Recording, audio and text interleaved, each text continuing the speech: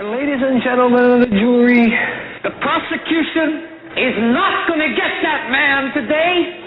No, because I'm going to get him.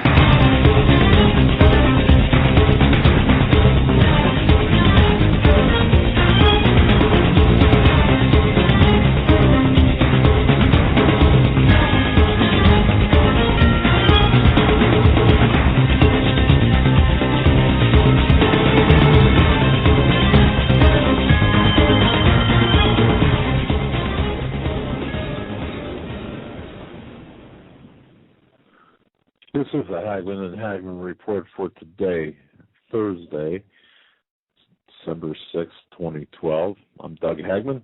Along with me is my co-host, Joe Hagmann. He's also my son. Folks, you're about to hear 3 hours of unbiased and uncensored news and analysis. This is information you need to know in these perilous times in which we live. Folks, we're picking up listeners from all across the world, and I want to welcome all new listeners tonight. Ladies and gentlemen, we broadcast each and every weeknight from 8 p.m. until 11 p.m. Eastern Time, and you can find us on the internet at HomelandSecurityUS.com. Also, we are broadcasting in high def on the Christians United Broadcasting Network, as well as our audio. Folks, you can pick us up on the Christians United Broadcasting Network. I want to thank Troy for being a tremendous asset to this show. We're also simulcast on a couple of AM radio stations. You know who you are, and if you're not, they're small stations. So, but having said that, Joe, welcome to tonight's program. Glad to be here. Last night we had an excellent show with Steve Quayle. He came on and talked about a bunch of different things, precious metals and the importance that they can have in barter systems when economies collapse. And it was a great show. Last night's show was from 9 to midnight, and we didn't get. Go ahead. Yeah, I want to apologize. We did not get a chance to ask all the questions that were sent to us. A lot of great questions. Very many. Right. But the people who listen know we were trying to squeeze them in as much as we could. And I'm sure we can do it again sometime. And I just also want to let people know. Look, there are some things going on that behind the scenes that everything's fine, by the way, but things that are rather they're trials, if you will, and they certainly stretch. They're struggles, and knowing that, without getting into details, just understand, we're doing our best, and we're doing our best, and this is going to be about tonight. We're going to get into some things tonight, folks, that kind of some behind the scenes information, that's relevant to what's going on here. So the first couple of hours, and we're going to be structuring our program this way. For the first 2 hours, we're going to ask people not to call in. We're going to just take calls in the third hour because we've got so much to get through. Yeah, we're going to do at least maybe the first hour and a half some nights, but the first 2 hours, depending on what we have planned, we're going to keep open for us to do news, and the second half of the show, we can add calls. It seems to go a lot smoother like that. Yes, it does.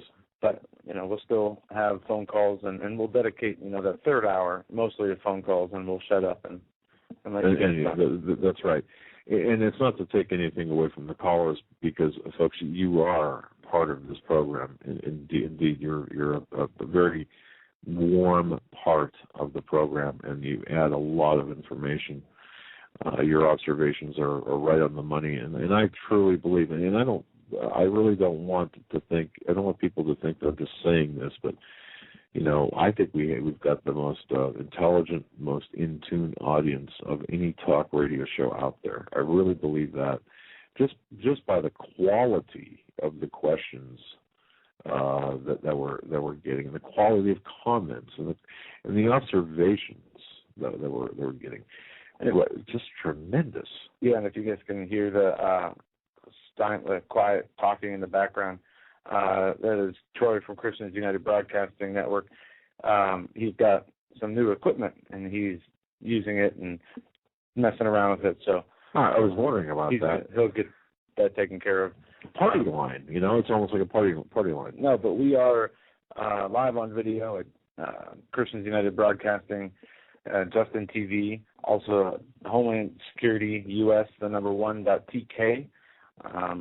There's a bunch of other people who listen to the show who also stream the show. I do not have my laptop with me, so I don't have the bookmarks to name them all. But we want to thank you for that, and it's important because the things that we are now going to begin to talk about, and I want to really make this, I kind of drive this point home.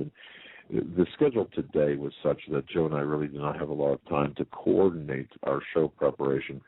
It's not that we don't have preparation done; we do. It's just not coordinated with one another. So if we kind of bump heads, it's because of that lack of coordination. Yeah, and I want to say this: when you're writing Benghazi stories, getting to the truth of that, working really hard at getting this information out, and that entails talking to a lot of people for long periods of time. It does. It's been hard to get together and get on the same page in the last week and a half, 2 weeks for the show, because I could come over here 2 hours before the show or 6 hours before the show, but regardless, you're on the phone for most of the time getting your information together. And the phone's stuck in my ear, which and it's necessary. Much of it is necessary because there are so many things that are taking place that to see what's behind the curtain is so necessary to understand what's being shown outside or in front of that curtain. And a lot of the stuff behind the curtain is what we're dealing with, and that's something that when we provide you with information, and I truly believe that we're one of the few shows that are able to give that information about what's going on behind the curtain. Is there any way, by the way, to turn that sound down, or? He must have just stepped away from his computer for a second, because I was just talking to him, and he's not responding. So it's a little distracting. Minutes tops. We got a lot of news we're going to get into tonight. Yesterday, I said this in the chat room, that if people wanted to continue the talk or had any follow-up questions about last night, we're not experts, but some things we do know. Well, yeah, we've done a lot of conversations with Steve, and so I can. So when we take calls, we can get into that stuff too. Right. Also, what we're going to talk about tonight, we got a lot of news we're going to get into. But before the news, I just want to open up with this, or just say this, my little monologue here. Folks, I truly believe, and this, and Joe and I were talking about 15 minutes before airtime. I truly believe that what we're seeing right now, and take this for what it's worth, but what we're seeing right now is the opening, or is the conversion of the old into the new. What's happened before. We are entering into a time where the actions of the globalists now are being implemented at breakneck speed. They were waiting for, domestically, they were waiting for the ceremony of the elections to be over. And I say ceremony because maybe I should say theater, because that's all it was, is theater. Now, since that is behind this regime, and I'm kind of talking a little slow, and I'm doing it deliberately because I think this point is so important. Was it the vodka you drank before the show? Yeah. No. I haven't had a drink in I don't know how many years. But what's taking place right now is things are being set up, things are being put into play that were just ideas and on the agenda, on the to-do list. Now it's off the to-do list, and now it's being implemented. The New World Order, and yes, there is such a thing as a New World Order. Yes, there is such a thing as global governance. And of course, we don't have to. I mean, I'm talking to the choir. If you're listening to this program, you understand that. But the information that I've been collecting from different sources different government departments, different authenticated sources of information suggest that we are now watching. We are watching the implementation of what's been planned, at least for the last 4 years, but more importantly, what's been planned for the last perhaps century. And it has been in planning. Yep. It has been in the planning under the protection from exposure by the media. They have them in their pocket. That's right. It has been protected and for the agenda furthered by people in the media, in politics, as they are, I'm sure, promised certain things for doing that. And in reality, they are in the same boat as we are, as the average person is. These people are playing for keeps. They want the world to themselves. They want to help Lucifer carry out the agenda of him exalting or trying to exalt himself above the Most High. You know, and this is key, folks, to me. And I've come to this point kicking and screaming, but now after looking at the evidence at hand and documentation and authentication of various things, it's truly a very spiritual battle. The war is being waged on a spiritual level, and the war is being waged on a practical level. And things that Steve Quayle has said in the past, for example, there are no political solutions to our spiritual problems. You know, it amazes me to sit back and to see there are people in this country that continue to hang on with dear life these attempts to solve spiritual or solve the political problems or the problems of this country with politics. And I think a lot of that has to do with their lack of knowledge of spirituality. Right. And it's like trying to fix a car with a instruction manual for a refrigerator. It doesn't work. It doesn't. That's a good way. That's a good way to put it out. Yes, point it out. But see, I one of the issues, and I know Steve mentioned last night that there's a lot of animus, there's a lot of people out there that have large or significant internet significant presence on the internet, various web forums, it could be Tea Party forums, it could be Republican forums, it could be survival forums. It doesn't matter, but there are a lot of very significant, very large numbers of forums where there's a lot of interaction among what I would think at one time were like-minded people. Conservatives, right. Christian conservatives. And let's put this in context. Like-minded people don't always have to agree. No, of course not. On individual issues, but they are like-minded in a sense that the main important goals are the same. Right. Smaller government. Stable economy. Right.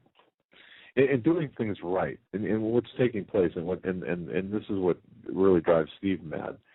And rightfully so. And I'm starting to see I'm starting to understand his rage against this and why he would talk about this to the extent of even causing some people to say, "Oh, come on, get off that." Well, it becomes it takes on a life of its own, and here's what is going on, and here's why this is so important. When you are involved in a larger agenda, and that's attempting to provide everyone the truth, when I say the truth, I'm talking about looking at various news stories and saying, well, okay, this is what, for example, Fox News is reporting, and this is on the other hand, this is what's really going on. Well, there are people who will take issue because Fox News is their baby. The same on the other side with MSNBC. It doesn't really matter. But what is happening is when you attempt to enlighten or attempt to provide information on the various interactive forum types. And I see this happening to a lesser extent within our own chat room. And I'll say this, though, about that, about the chat. We have so many people on there. Oh, This is yeah. the most well-behaved chat room yes. I've ever seen in my life. There's always going to be people, troublemakers, agitators, right. Paid operatives, people who disagree. People are at different stages of their spiritual development, exactly. and it comes across. And we all have our own faults that we're working on. And believe me, people, you can see the change in certain people in the chat room, and these are good changes from 3 months ago where they may been a little rigid, rough around the edges, are now you could see much more at peace, like they have the Holy Spirit with them. It is very encouraging, and other people notice it. It's a dramatic positive change, but what I see taking place right now is the formation of armies, if you will, and maybe that's the wrong word, but the formation of groups, the formation of people with the same ideologies. There's an active coalescence, an active grouping of these people right now taking place, whether it's in the virtual world or in the real world. It's taking place, and this is a good thing because now we can identify and we can say, okay, these people are with us, or it would appear that these people are with us.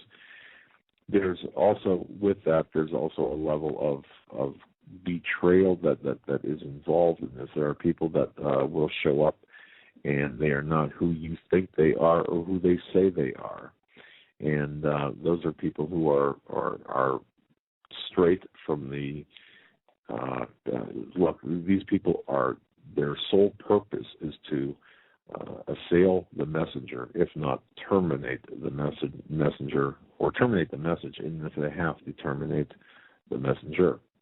Now, what message or messages? Because we see a lot, and I have a point to this. Okay.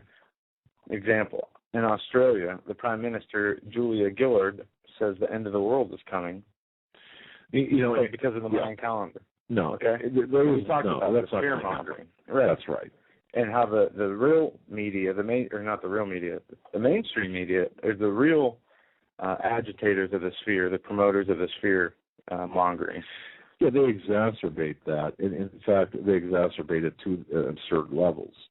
And by doing so, they make people like us attempt to make people like us appear to be Looney Tunes, okay, by addressing certain things. Apparently I'm wrong. It was a joke video. I'm sorry. Well, it doesn't really matter, okay. It could be a joke. It could be satire. It doesn't really matter. The process is the same. Yes. And I just didn't happen to see what you're referring to, but nonetheless. But here's the important part here. I think here's where everyone has got to get on board. We are now approaching a time where we have to decide. We have to decide exactly what our course of action is going to be. And my problem is this: based on everything I'm looking at, and based on an evaluation of all the facts in front of me, I really don't think that we've got a lot of time left. Now, what do you mean? Okay, I'm not talking about the end of the world. No. America's Lord and Savior was just reelected to another 4 years. Right. He can do and save anything. What are you worried about? Yeah, and I mean, that's the attitude most good Americans have, whether they even support Obama or not. The too big to fail mentality. Well, and we're going to find out that the too big to fail and the too big to jail are part and parcel to what's about to take place here. Because as much as it pains me to say this, the America that we once knew, the Norman Rockwell type of America, if it did exist, even if in the ideology of people, it's over. Now, does that mean that the country is over? No, and it doesn't mean that the world's coming to an end. Okay. And I just want to add here, I don't mean to keep interrupting. When you say the country won't be over, what are you saying? America will survive? Well, no. What I'm saying is, people people have a tendency to look at what's taking place and saying, "Oh my gosh, it's the end of America," or we can. Well, because the physical end of the country. The Ann Barnhart video. Okay. And I wrote it on that sheet of paper. I've got it right here. She says something for the people who refuse to acknowledge the reality that America is dead, something along those lines. Well, yeah, the spirit of America is dead. And I don't think it's the spirit of America. Our foundation, spiritual foundation, is gone. It's pretty much illegal now. The law of the land, being the Constitution, is gone. Right. The money system, the wealth of this nation, is gone. Or let me say, or all of these have been corrupted. Okay.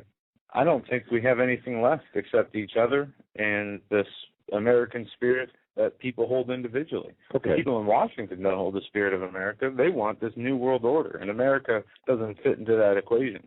America is, or will be North America. It will be one of the driving forces of this New World Order. Okay, well, let me put this another way. If you look back in history, at all times in history, if you go back to Great Britain during World War II, at the height of the bombing, of the German bombing Great Britain, or even if you go back to the American Revolution, during the American Revolution, Thomas Jefferson, he was. He still ran a business and did what he did, and other business went on. I mean, life did not stop in America because of the American Revolution, just as we had in Great Britain. We've seen that life didn't stop in Great Britain because they were getting the heck beat out of them or bombed out of them. So what I'm saying to you is, just because we're headed for this huge transformation that will become obvious, and things are going to change. No, there's going to be a different normal. That does not mean that people still won't be celebrating Christmas or having weddings and working, and life will go on. It's just going to go on in a completely different fashion. For some, life will go on semi-normal. Right. I mean, considering all the different things we have to take into consideration, the disability, Social Security, welfare, if those systems are shut down, you're going to have half or more of the country going crazy. Well, so even the people who are prepared and have things together and are expecting it are going to be in a bad place. So, but see, okay, it's kind of like during the Depression of the Great American Depression. That affected pretty much everybody, but it affected everyone differently. If you lived in the city versus if you were out in the farm, if you were in the West operating a farm, you were not immediately affected. I mean, and we can argue the nuances of the various minutiae about this, but looking at the bigger picture, and this is how it's going to play out. When you say about taking away the benefit cards, perhaps, or them not working, or something to that effect, certainly the cities are going to be in flames. And George Washington, folks, remember George Washington, his vision of the cities being in flames. Remember that vision. I mean, okay, well, the countryside, the farms in the country, we're not talking about the farms and the rural areas. It's talking about the cities. So the White House was once burned down by the enemy. Right. Exactly. So what I'm telling you, I'm saying this for a reason, and here's the reason. And I cannot stress this enough. And I know that we talked about this last night. Every one of us were alive today because we have been selected, appointed to be alive today. In order to get through what we've got to get through, we have got to play our zone. We've got to do our job. We've got to keep our wits about us, and we have to play our zone in this virtual game of survival. And one point I mentioned yesterday was there are people on the tip of the spear, the people that are the forward people. I don't even like to use that word because of the association with Obama.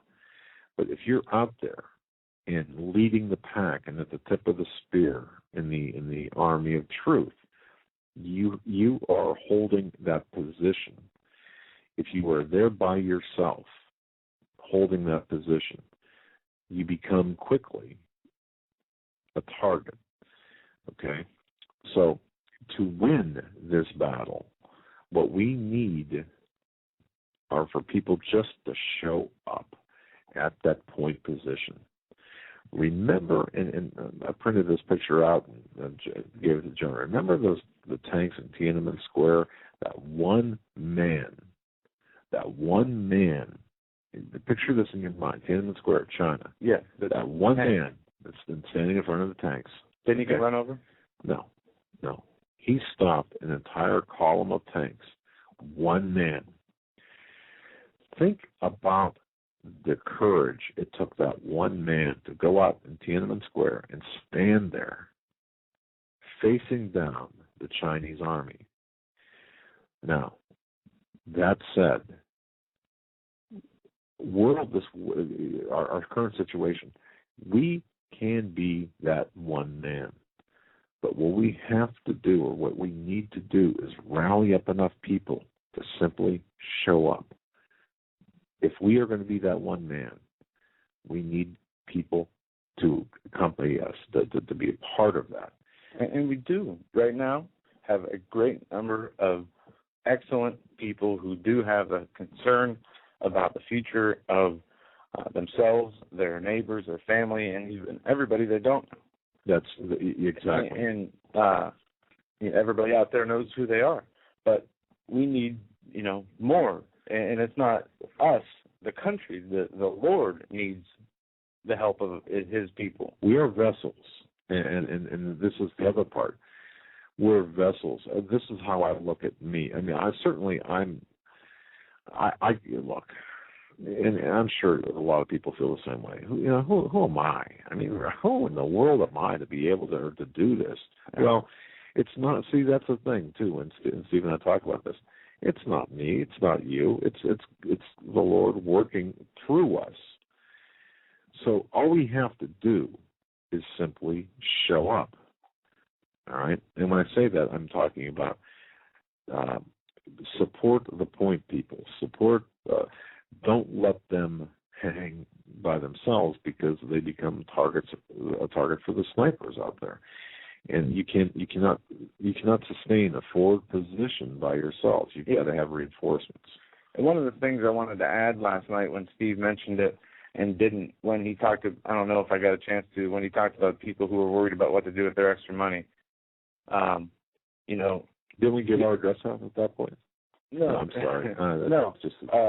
We have to not only concern ourselves with our family, but we always talk about how people are so closed-minded to what's going on, the truth of what's going on.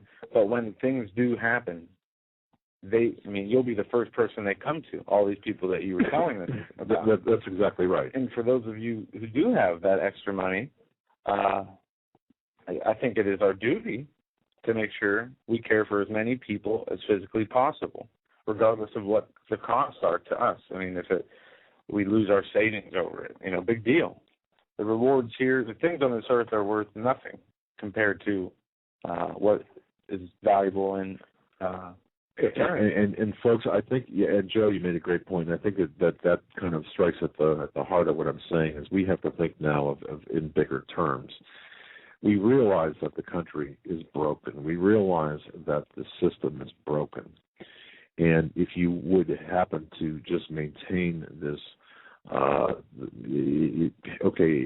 knowing the system is broken, you cannot rationally listen to, we'll say, a Rush Limbaugh who talks about Republicans, Democrats, conservatives, and liberals, that kind of thing. and expect to get the answers there. You're not going to find answers there. I'm not dissing Rush Limbaugh. I'm not by any means. Nor did I diss Chris Matthews in the same regard either. It's like the politicians debating on what to cut, what taxes to raise, right? And not addressing the Federal Reserve, which is the real problem. Like Rush Limbaugh will address issues here or there, but not addressing the root problem of, especially the spiritual element, and how their two-party system is not a two-party system. It's a one-party system. And I did hear a couple minutes of Glenn Beck today where he was talking about the abolishment of the two-party system. They need a new political party. Well, and you know what, Joe, I believe that is going to prune itself. It's going to become a self-fulfilling prophecy, because if you look at what happened in the last election, I mean, are you serious? It's convenient after Ron Paul leaves that he's advocating for another new party. They had the perfect chance this election to get somebody elected who wouldn't have been a mainstream Republican or Democrat, but what we're looking at, in my view, is you've got like the mafia that Hoover for years said didn't exist. You've got the New York mob fighting the Chicago mob.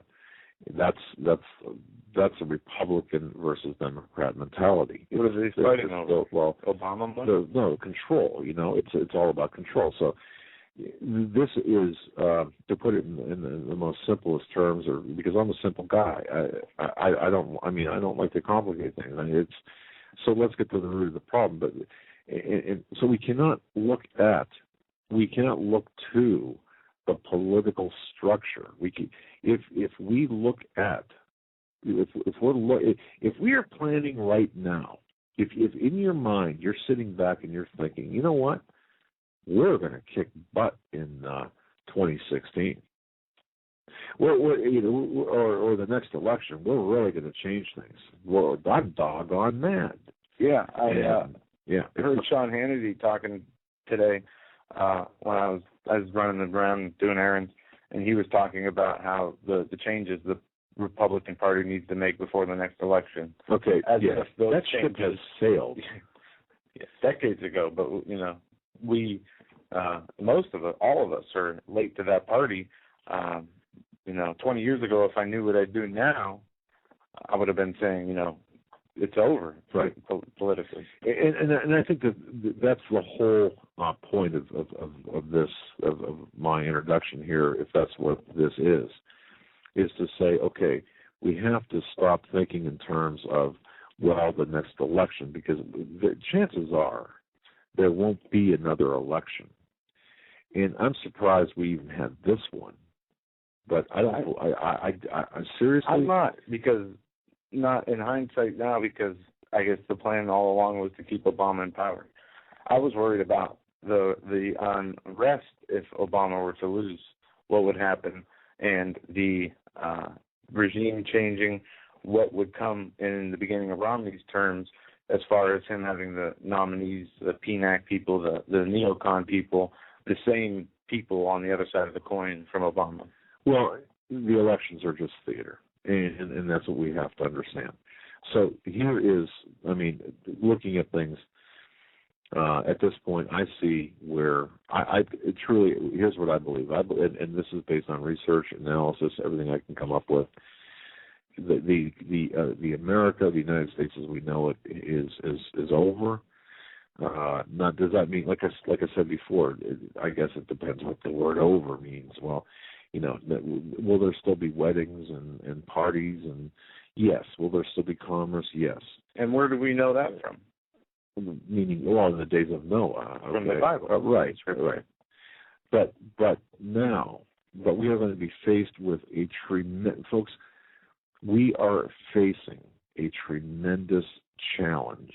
And at this point, this is not the time for you, for me, or for anyone to curl up in a fetal position.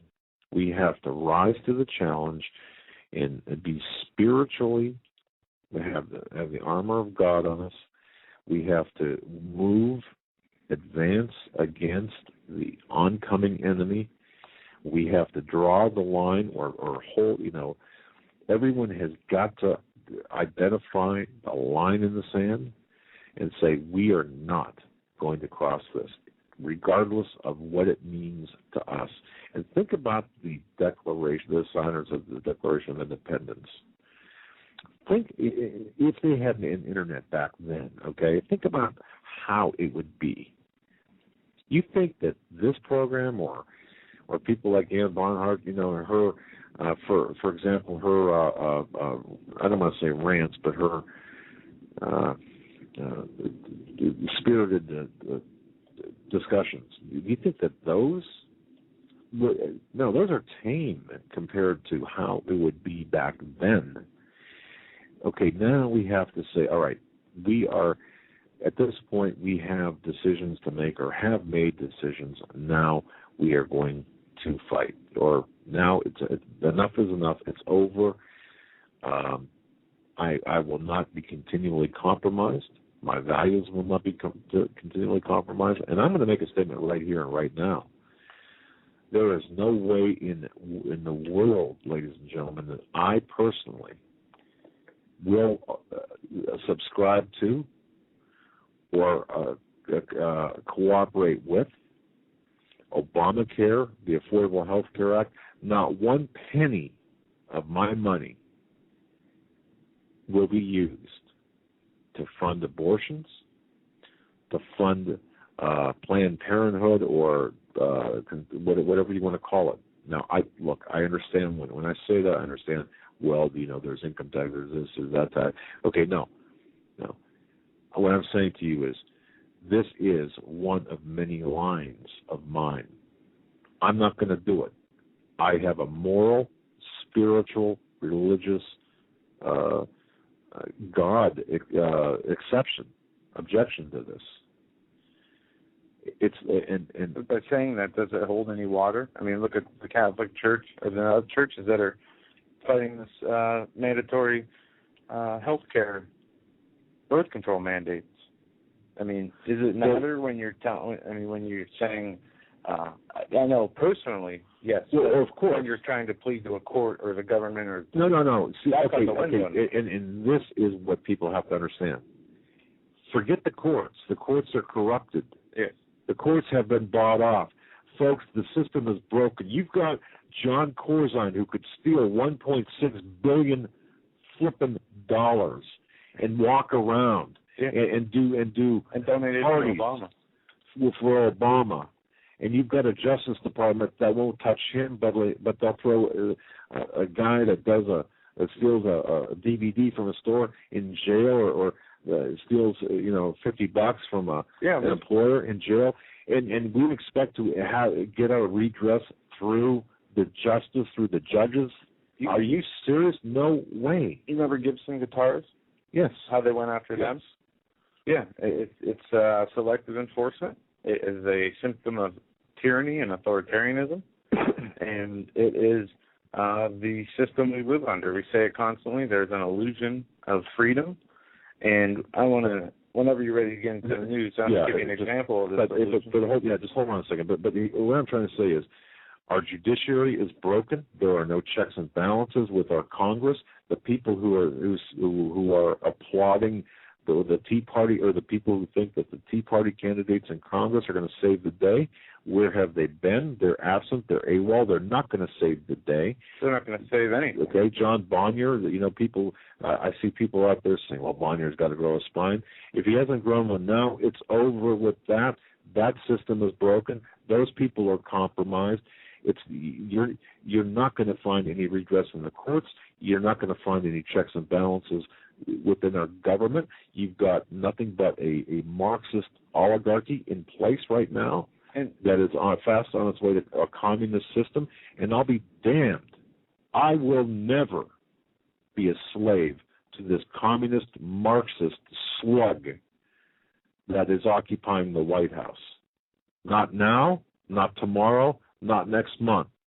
And I'll tell you what, now that's not a threat, it's not violence, but I am. There's absolutely no way that I will compromise my religious beliefs to satisfy a satanic government that thinks that they can run roughshod over my morals, my family, my spirituality, my religious beliefs, my Christian beliefs. Right. It ain't happening. Right. I mean, we can tolerate the changes of laws as much as we hate losing our freedoms and liberties, but when they conflict with God's laws, that's where there's no room for... There's no room for conflict. Right. And you know, it is very important that we never, ever compromise, because we're talking about our eternal soul. That's right. Compromise for what? To make someone else happy and not lose our earthly body, or to have what are you going to do? Compromise and live in a labor camp for a few more years before they kill you? What's that? Yeah, you know, it's like this. And I would die at the end of my driveway before I you know, and people say, well, you know, we should. No, look. Here's the deal. People say we shouldn't. People say, well, you know, you should. We have to play by the rules and, you know, work within the system, or, you know, there are people that come up with these creative ways or these end around certain things. And look, I understand all that. I understand. Now, I'm not trying to be a star that burns out quickly, or I'm not trying to be a star at all. I was thinking about the celestial object, you know, the things that burn out real quick. Like, oh, you know, I'm not trying. We always want to be a star in the eyes of the Lord. Well, in the eyes of the Lord, that's correct. I've got nothing to prove. I mean, I guess what I'm saying is what we need to do is individually decide where our line in the sand is, stick to it. And in the meantime, and with love, and with deliberate caution and care and understanding, let's bring others along with us. Let's talk to others. Let's talk this out among other people, because I don't know, folks, are we back? Can you hear us? Can you hear us now? All right, there it's back. Apparently, and ladies and gentlemen, I was told with authority that our program specifically is being, shall we say, messed with, trifled with, all right, by and there are these mechanical devices, clone dialers, that type of thing that will do certain things to cut us off the airwaves. We have a PDF, like a 200-page PDF, describing all the different ways that websites, radio, internet radio shows, broadcast, YouTube video, social networking media can all be the different tools they can use to interfere with it, right. You know, screw it up. And it is just remarkable. The plan. I mean, they have things in the works that we couldn't imagine. They probably have hundreds of thousands of people on the government payroll just to mess with people on the internet. Well, we do know that they've got about 3,000 that are full-time employees of the executive branch. Now, when I say the executive branch, that's exactly what I mean. Okay, from this commander-in-chief, supposed commander-in-chief, alleged commander-in-chief, that are doing the work to cut off certain communications, or to not cut them off, but to play with them, cause all kinds of havoc. This is what we're experiencing. Not all the time. I mean, things happen. Look, things do happen, but there's a lot that doesn't. But just to wrap this up, here's what I just want to, really want to drive home with this, with everyone. You know, none of us are going to get through what we're about to go through alone. Anyone listening to this program, folks, what I'm saying to you is you don't have to get through it alone, even if you are physically alone. Okay? It's funny that you were just talking about the being messed with, our show being messed with. I've heard it from individuals separate from you, and you've heard it about our show being tampered with. And Christians United Broadcasting Network said it was nothing on his end; it was on our end, and nothing popped up. If the internet goes out, we can see it. And these are the things we deal with all the time. Well, right, but sometimes you get cut off right when you're talking about. Yeah, and sometimes I've got to tell you, it's sometimes it just happens. It's nothing nefarious, but other times it is by design. But just to wrap this up very quickly is this: you are not alone. Even if you are sitting in a room at the YMCA with with your laptop and nothing else, or your iPhone or whatever personal listening device you might have listening to this program, buy a single light bulb, and a bed, even if that's your station in life right now. And I hope it isn't, but if that is, understand you are not alone, because we're there with you. We are all in this together. You are not going to survive what's coming by yourself, and we are not going to survive what's coming, without the armor of God. And we're not going to survive by believing that any person in the government is going to help us. It's not going to happen. Just like the stories that they're now reporting when people do good things that are normal, go out of their way to do good, nice things for other people. Those are big headlines because it's so rare. So will the help from individuals in the government be? I mean, you might find a few here and there who generally are trying to help people, but that's something that I find I just love. There are a number of great people out there, and so many times, there's talk about police being these bullies, and they shoot dogs, and they taser people, and they punch people in the face, and they beat people up. I understand that. I fully understand that, but there are also a number of people out there that would give the shirts off their backs.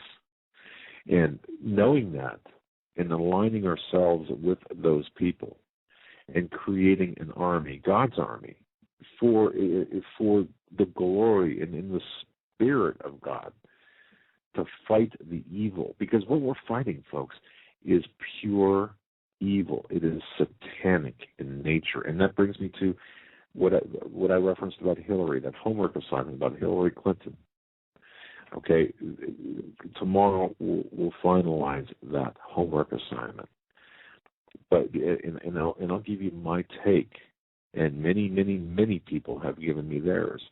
And I want to congratulate a lot of people for seeing exactly what I was talking about. But we'll finalize that tomorrow. But this is what we're fighting. We're fighting such a long-planned evil that this is the culmination of those plans. Now they are gradually taking off their masks. We are seeing them for who they really are. Yeah. And Joe, I got to tell you this at the very end, and I think this is supported by Scripture. When at the end of upon judgment, we're going to look at these people and see pathetic, little, mindless, just above room temperature IQ, sniveling, satanic nothings that are to be exposed for who they are. But in the meantime, we have to fight against what we're facing. And we have to make we have to make spiritual preparations, mental preparations, and physical preparations, all three. And in so doing, we have to also make alliances, be part, get together and be part. And I just think that this is so important, because many people get on the airwaves and rant. Many others get on the airwaves and just read news headlines. Other people get on the airwaves do other things. But if we are not constructively planning and saying, okay, here's where we're at, here's what we've got to get through, here's probably the best way to do it, or maybe here are a few ideas of how to get through that, then we are failing. So we can't afford to fail. Not today. Not at this very moment. We cannot afford to fail. That's my point. And we won't fail.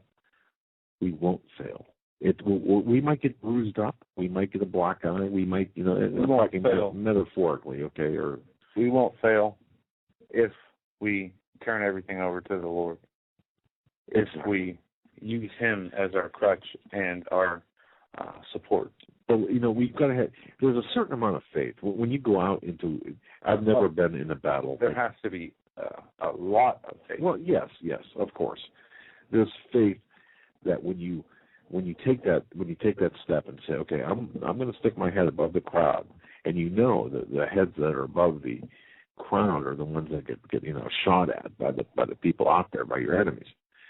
So But see, if everyone took a step up, or if everyone took a step forward, or if everyone said, no, this is the way it's going to be, in a perfect world, I mean, that'd be great.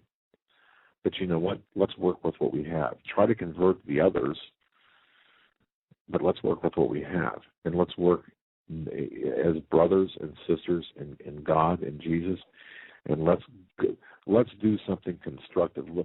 We're not limiting it to a rant, a monologue, a protracted monologue, or a protracted rant. We can do better than that. We can plan, and we can show what's going on and then adjust our activities accordingly. But then again, there's got to be that bite there. There's got to be that sense of, no, and this is, enough is enough. This is no more. And not only that, we will force you to retreat, meaning the government, or the ideology of some of the policies, to retreat, to go back, because we're not going to. Not only are we not going to lose ground, we're going to gain ground. Is what I'm trying to say. We are going to recapture what we've lost, and that's my plan. I certainly hope that made sense, but that was on my heart, and I just wanted to share that with everyone. And as we go through the news and certain items of various importance, just keep what I said in the back of your mind, because what's behind the curtain is more important than what's in front of the curtain. What's in front of the curtain is nothing but distractions. It's white noise. And we don't need to be paying attention to that. We need to be paying attention to what's behind the curtain and adjusting our strategy accordingly. Yeah, all right. You're absolutely right. I want to just add this. Our friend in Israel just sent a message saying there's heavy transports, possibly bombers, headed over there on their way to Jordan, escorted by fighters. They're so high up you could only hear the rumblings at ground level. So the things are heating up in the Middle East are continuing. We're going to get into a bunch of news the next hour. I wanted to open with this story, even though it's probably of the least importance out of all the stories we have. Great Neck Village Board bans front yard clotheslines. Officials in Great Neck, New York, don't want you airing out your dirty laundry, or clean laundry at that matter. The village board has banned the hanging of laundry on front lawns, making it a violation punishable by up to $1,000 or 15 days in jail. This is the headline of the story, how they're saying what you can and can't do on your personal property. That is the real issue here. Story. It's not about a clothesline. It's the save energy. Don't flush your toilet ever. Use the dryer. Well, what's this about? Well, let's save energy. Look, in this case, okay. First of all, I think it's in bad taste to put it out in the front yard, but boy, talk about the actual hanging your laundry in your outside your house. But yeah, I mean, look, I understand the concept. You don't want junk cars in your front yard. You don't want a washer on your porch. But to make it the government's business. Yeah, and what this shows, I think it's so important to recognize this, is that you do not have a right to private property. The property laws, or what you can and can't do with your property, is dictated by the government. But and the restrictions on that are becoming more and more and more crazy. No gardens. You have to have smart meters. I mean, pretty soon that's the issue. You're going to be illegal in your own house because you don't own your house. You don't have private property rights. Well, right, and it's not about a clothesline, folks. It never was. When Joe brought it up, it's about the what you can and can't do on your property. Now, of course, you can't have a machine shop in your garage in a residential neighborhood. I understand the reasoning behind it, but that's why you've got certain homeowners associations and you've got certain local laws that address this. Now, that said, at what point? What's the stopping point? Let's just say you're a smoker and you're smoking in the front yard, and the city council passes a law where you're not allowed to smoke on your own property outside. Okay, at what point? And this all goes together. At what point do people say, "Wait a minute, enough is enough"? You cannot tell me what to do on my own property in this extent. So, but you're right, because the fight, by the way, that I was talking about is going to have to be fought on a local level as much as it is on a national level. So that's how this fits into everything else. Now it's about property rights. It's about what you can do and can't do or shouldn't do with your property. It's about laws like that. Yeah. So, but keep that in the back of your mind, because one of these laws at one of these cities in one of these times is going to push somebody, the wrong buttons on a person. And could that possibly be the catalyst of? Could that be their line in the sand? That clothesline in the front of you? That's the line in the sand. It doesn't matter. We have to capture the spirit behind it. So this is all part of it.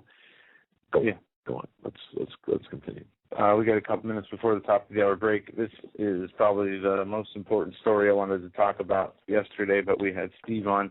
All the reports of Assad making chemical weapons.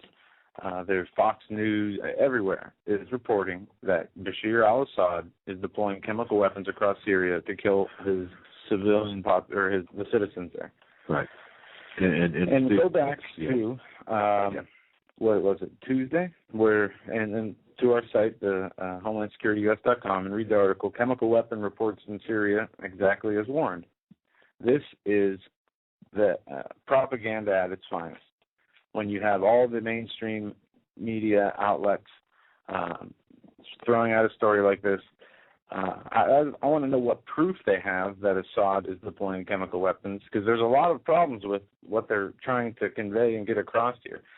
They have reported for at least 6 months, well, at least once a week, in every major publication, newspaper, TV, that this is going to happen. This is going to happen. They're going to have the chemical weapons. Assad's going to use chemical weapons. New York Times, Assad's going to use chemical weapons.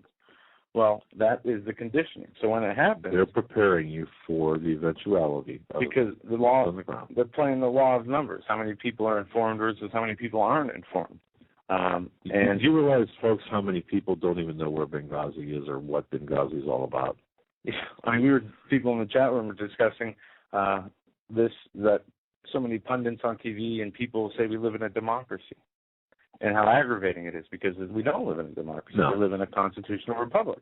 Democracy is... They went on to say... Yeah. Somebody went on to say, next time you get in that conversation, ask the person what the definition of democracy is. Of course they probably won't know.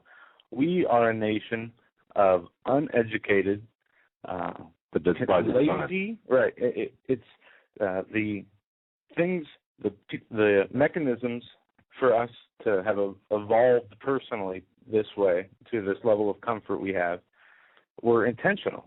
The elements of mind control through music, TV, Hollywood, all this stuff, the conditioning in the media is not, they don't waste trillions of dollars on this stuff a year just because they like to waste money.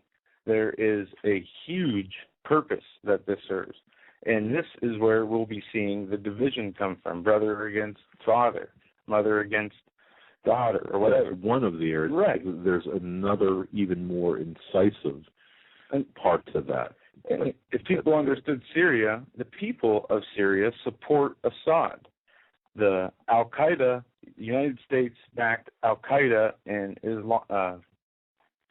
Islamists are the ones who are starting this conflict against Assad. There were never protests until these people came in and they started killing people. Right. Then the media started reporting that Assad was killing people. I mean, just look at Egypt. Egypt is a perfect example of what is going to happen when Assad falls. Or it doesn't even matter if Assad falls or flees or whatever. It's going to happen. It's they're overthrowing That's right. a person who is not a great person, but definitely not just a complete evil maniac. In the name of democracy, and in place comes something, a monster that, that's right. 1,000 times worse. Now, the other side of that, and when we get back on the second hour, we're going to address this. What you don't know is the other half of the Benghazi, of what is coming to the United States because of this. and what has already come to the United States because of this, but what's on the horizon. Yeah, and a couple other things we're going to cover tonight. Florida officials considering releasing more genetically modified mosquitoes. Senator Geithner says he's absolutely willing to go off the fiscal cliff. FEMA executives told FEMA teams to go sightseeing as Sandy victims were in need while they were in New York. Also, there was a proposal for the fiscal cliff that Obama made that they won't even put up for a vote in the Senate, because last time they voted on it, it failed 90-something to 0. It's so embarrassing and outrageous what's in these proposals that they won't even vote on it. Also, Gallup poll, 53% of Democrats have a positive image of socialism. That, once again, that's by big design. Problem. Yeah. By design, and that has been years, decades in the making. Yeah. Also, unemployment is back up above 8%, which is not true either. No, this is what the news is reporting. And if you remember before the elections, it magically dropped down to below 8%, 7.9, 7.7, whatever it was, even though it never did. And it was just like Tom Ridge said in his book, they used the terror alert for political purposes when it was necessary to help them. This is the same thing, just a different mechanism. Obama used the jobless and unemployment numbers to try to make himself look a little better. And yet people hang on that. Right. They hang on those numbers. They right. No, they argue to the death about it. It's a recovery. Right. And you've got, look, the various topics. Senator DeMint head Heritage Foundation. Okay, that's great. He's going into the private sector. You've got all kinds of stuff. Republicans say no way to debt ceiling or to ceding debt limit power. It's all theater. Folks, turn them right back after these messages.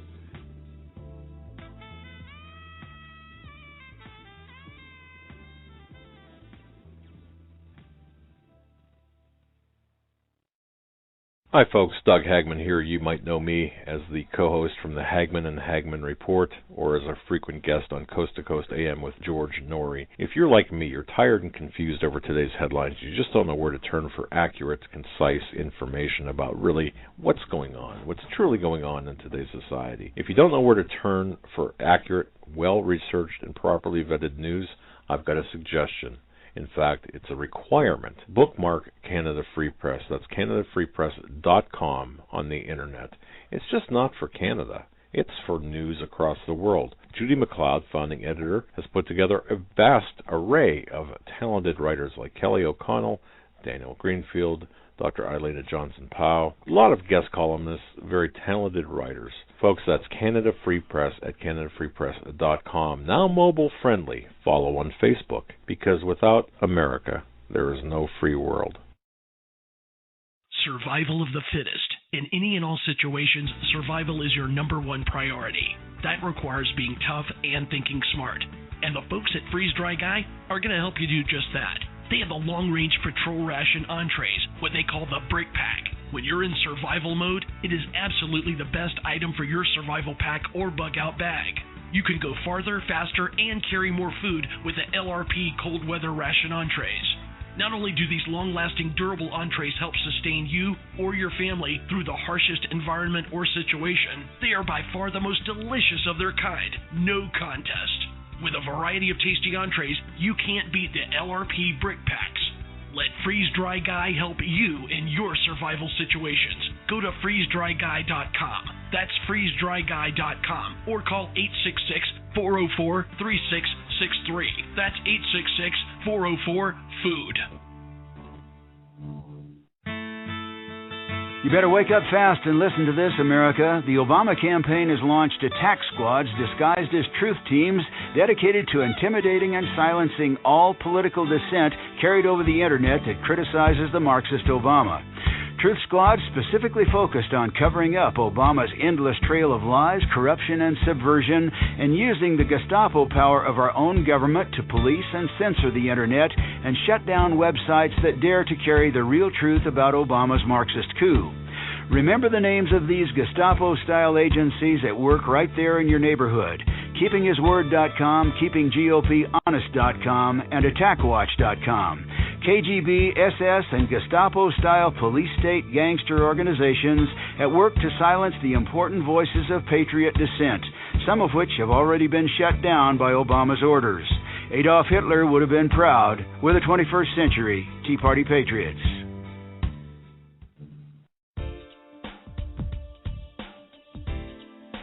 Hold on to your seat. The Hagmann and Hagmann flight is now taking off. Doug and Joe Hagmann have cleared the runway of TSA agents, jihadists, political crackpots, and global elitists. Now get ready for some real news. Here they are, Doug and Joe Hagmann.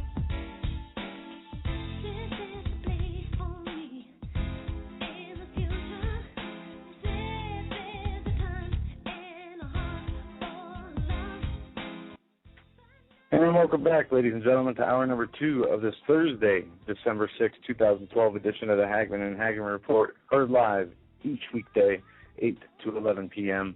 I want to say, if you want to get in touch with us and you're on Twitter or Facebook, we have a Facebook page. The Hagmann and Hagmann Report is the Facebook page. We also have a Facebook page called Team K9, and Team K9 is our YouTube channel name, Twitter name, and also on Facebook. We never plug those. That's right, and I'm also on Facebook under my name, Douglas Hagmann or Doug Hagmann. And I'm on Facebook under Dean. No, I'm kidding. No, we've got kind of a schizophrenic thing going. Folks in the chat room, if you can give me a hand here for a second, okay? I've been getting a couple of messages via email. Can you tell me, is my audio muffled? Yeah, some people say he sounds like the bass needs turned down, and the EQ, it's set both the same for both of us.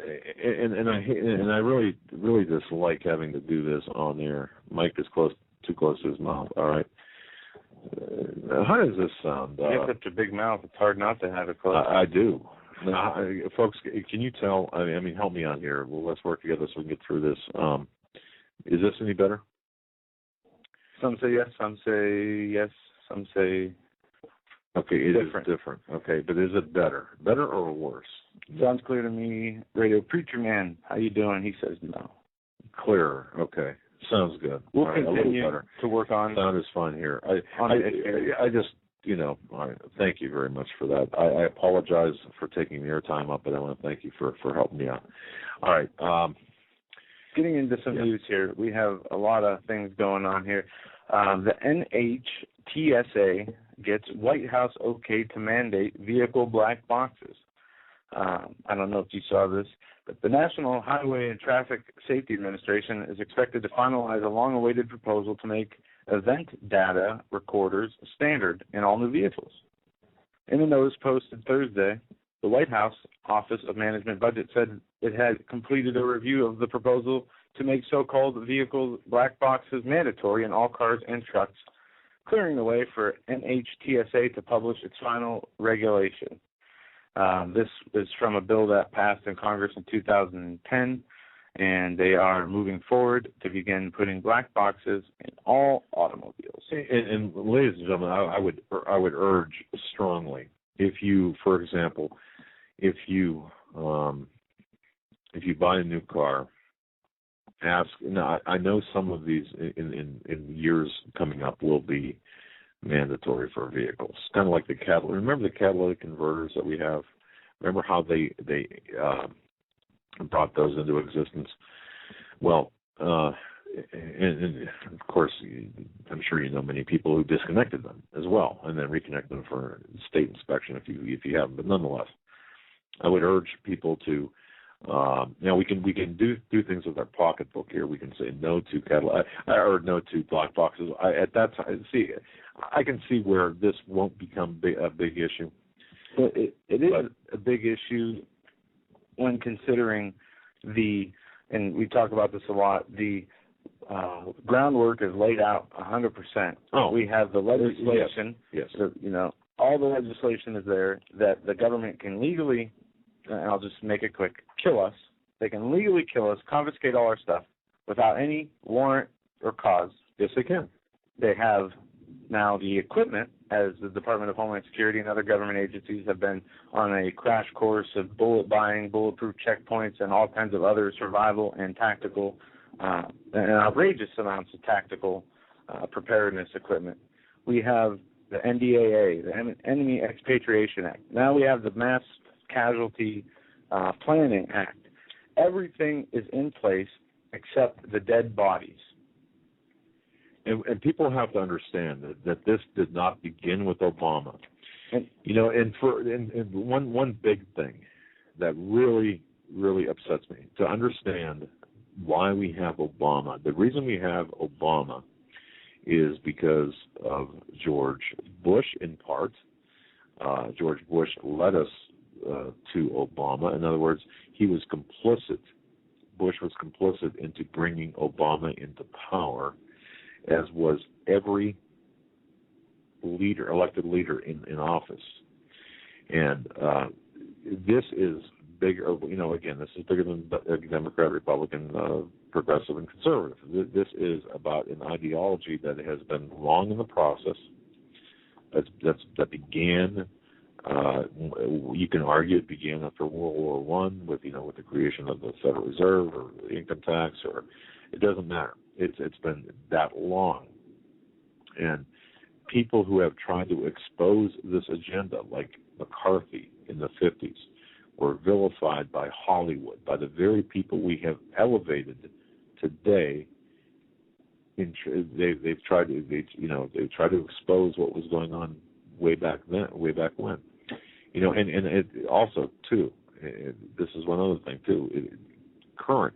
For example, people talking about Alan West. Whoa, Alan West is such a great guy. Yeah, okay, relative to the current political environment. But don't forget, and if you like the NDAA, Alan West voted for the NDAA. Which I'm still confused over that. I am too. Look, what people have to realize is we are now operating behind enemy lines. We are now, the people listening to this broadcast, we are the resistance. The resistance. Enemies in the eyes of the government. Yes, we are in the thick of the enemy lines. The people who think that they can go to Panama or Costa Rica or wherever to get away from this, you're not going to run from what's coming. No, you're not. You might buy a couple minutes depending on where you end up, but right. It's coming to the world. That's why they call it the New World Order. Right. Exactly. So I mean, but like with these black these event boxes, fine. But okay, what about the practical measures today? People that I talk to, Progressive Insurance, for example, the snapshot things that put in your car, see how you're driving. Snapshot. Exactly, folks. That is there's more to that than meets the eye. Okay. It's understand. Look at the history. Look at the makeup. Look at the background of Progressive Insurance, for example, and then decide if that's what you really want to do. And that's just one example. But you're ceding. You're actually giving up your privacy and various levels of your privacy for the illusion of saving some dollars in your monthly budget. That's not true. One thing, before we get too far into something, I had mentioned before, I'm just kind of hogging the broadcast today. Hey, I'll hang the headphones up and go home. You can take it away. I just want to thank, just real quick, I want to thank Jesse for sending me this. Yeah. Folks, I just want to say this. One thing I noticed that the darkness, that things really began to change based on my research, my extensive research and investigation. Things really began to change with the Olympics. The Olympics, and like I said, everyone was expecting some false flag event at the Olympics or something to happen at the Olympics. And we talked about this earlier in the week where everyone was expecting something to happen. Nothing happened. Well, okay. And it's, as I mentioned before, imagine being in a theater, a movie theater, and you're You're looking for something. You're looking for, I don't know. You're looking for a clue of some kind, and you're on your hands and knees. I guess I just want you to picture yourself on your hands and knees on the floor of a darkened theater while a movie's playing, or the play is playing on the stage. Well, what you're looking for is not. You're not going to find it on the floor. The agenda of the globalists, the agenda of the people with the power, they have become so brazen. They're not hiding under the chair in front of you or behind you. They're not hiding in the hallway. They're not hiding in the balcony. They're right on the stage. We are looking. It's right in front of our very eyes. The Olympics, based on everything I've been able to and we'll spend some time on this during later shows. But the Olympics, as far as I can tell, and people might look at me and say, you know what, you're really, I mean, what is your neighbor's dog, Sam? Is he talking to you? You know, I mean, that's seriously. People say, you know, come on, really? Now, the Olympics, and don't forget, how did the Olympics start? It was to entertain Zeus. Well, who's Zeus? Well, Satan, basically. But that said, the Olympics, in my view, based on my research, and I think others as well, and I defer to many others like Tom Horn, who will be on, and others, very, very much smarter than me. I feel the same way. Now, Jesse writes this. I know you've been talking about the opening ceremony regarding the Olympics. Well, I've been talking about the entire thing, but okay. He says, I really want to direct your attention to the closing ceremony. And he provides an article here with some pictures and such.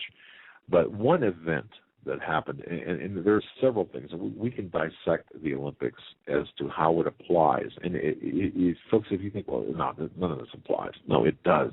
It does. A lot deeper, and a lot was revealed during these Olympics.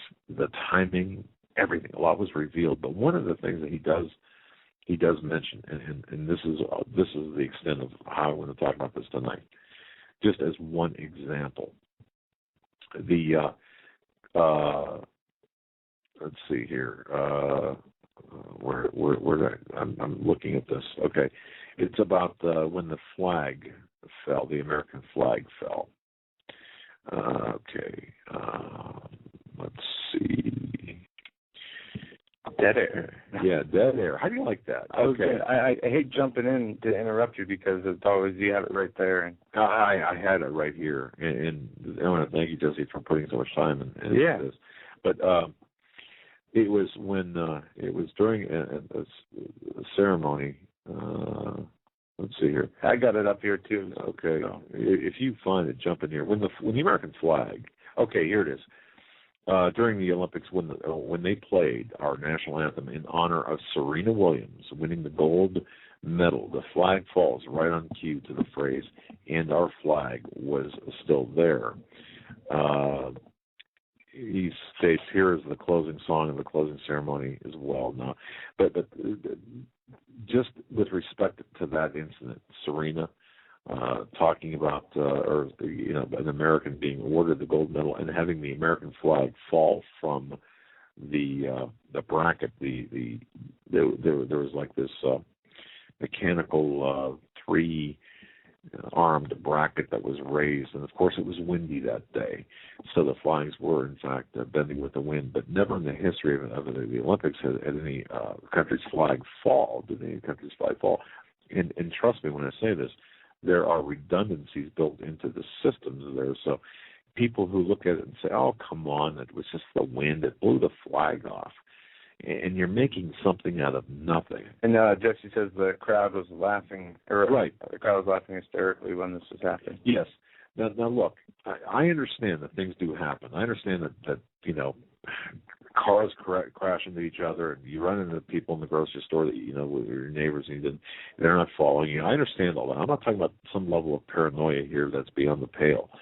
What I'm referring to in this particular incident, the timing was such that if you look at this not as a single event, but part of a series of events from the beginning to the end of the Olympics, well, actually before the Olympics started to after it ended. But if you look at this as part of a continuing play or a series of events, you will see the significance that it has with respect to this country, the country known as America. Yeah. And you know what? I'll tell you what. Because it's topical, I understand that Jesse's on the phone. Yeah, let's bring Jesse in. He is on hold, and I didn't know. Why don't we do this? Because I think it's important. I think this is important for us to talk about, because this is a marker in time. Yeah, and Jesse, if you don't mind, I'll bring you on now, and if you don't have the time or got to go, just let us know. But Jesse, you're live on the Hagmann and Hagmann Report. I want to thank you for the information that you sent to my father and to me. I didn't have a chance to read all of it, but what I did read was very interesting, and you have a very good handle on this. Hi, Jesse. What's your take? What's your take? Regarding what, the flag or the whole? No, the Olympics. No, the entire Olympics. What is your take of the Olympics? Well, I know there was a lot of symbology in the opening ceremony and everything like that. But because I watched the opening ceremony very closely, and it was, to me, it looked very organized, but at the same time, it didn't look as organized as the closing ceremony. Whereas the opening ceremony seemed like it was more like a hidden type thing, but some people could still catch it. But the closing ceremony I think was more of the in your face, where, I mean, me personally, I mean, people would have to be blind not to see it. But you know, especially with the music video that I sent you, with that the closing song, because it started out with these poles coming out with these flames coming out, and as the flames like bent down, then you saw this phoenix rising up, and it's very, very significant. And according to the pictures that I sent you as well, I think the ending was more of the in-your-face type, whereas the beginning was kind of like the whole hidden thing, and let's see if you can pick it out. And the ending of it was the more in-your-face. Also, this was like on a fly notice. I got other papers too. But if you go on Google Earth, and if you type in accordance to that stadium, and if you zoom out as well, you will notice that it actually is almost in the shape of the Eye of Osiris as well. Also, if you look at closely the stage, you can also see the wheel within a wheel, the spokes and everything like that. Basically the same thing with the Vatican. You know how the Vatican has a whole wheel within the wheel, and it's got that obelisk in the middle of it? It's kind of like the same. Absolutely. Too. Okay. And Jesse, let me be clear on this, and I want to make sure that we're all on the same page here, because people tuning into the show, they might say, well, you know, I'm not listening to this to hear about the Olympics or, you know, what's behind that. What's this, in your mind, okay, what is the significance? Why even bother talking about the Olympics? What's the significance? What significance does the Olympics hold for what's going on today, and what is about to take place in the near future? Well, the significance to me after reviewing this thing, because I've been reviewing this basically since it was over, is there was a spiritual dynamic taking place. And obviously, I mean, regardless of how brutal a physical enemy is, to us Christians that might not have that grasp take on it, it's really going to come close to the point where we're going to have to realize that our fight is not against flesh and blood, but against princes, principalities, powers, rulers of the darkness, and wickedness in high places. And that is the significance that I saw this climax coming to. And it was symbolized in that opening and more open closing ceremony. And obviously, since the closing ceremony, since the Olympics happened, I mean, just look at all the events that transpired. You got the Benghazi situation on 9/11. You got the whole December 21st thing, which I'm not looking at that as the end of the world. The shamans actually believe it's a dawning of the age of Aquarius. That's a whole new age term. And this whole World War III situation, which is also another spiritual dynamic. I mean, this is all about to bring, like that quote from Albert Pike, the pure manifestation of the pure doctrines of Lucifer, as he stated in his letter that he sent to Mazzini in 1871 when he predicted the 3 world wars. Right. So, when you see the term Lucifer, I mean, that's really given a strong indication of how this spiritual battle is going to take place. I mean, throughout all this chaos that's going to be taking place, I mean, just think of the mindset of this. You got World War III. Now also throw in a disease epidemic. You got riots in the streets. I mean, these things are coming to a head at such an alarming rate that there's not going to be no denying it soon. And as far as atheists go, they're going to have to make a choice sooner or later of what they're going to believe in, because there ain't going to be no choice. Because this whole spiritual dynamic is really opening up, and I think it really opened up a huge hole at that closing ceremony. Well, in your message you sent, you referenced Albert Pike and his letter about the world wars. And you referenced something else about him. I can't remember off the top of my head. And his letter talks about the Third World War being against the factions of Judaism and Islam, where atheism would be unleashed and Christianity would be stamped out. People who have listened to the show have heard Steve talk about it. What is your take? I just want to ask, what is your take on that letter? A lot of people doubt its authenticity. A lot of people have, opinions on it that are without proof. They just dismiss it. Well, as far as take, I mean, the keywords, like as far as where it says Zionism or which part of it? Nazi. Huh?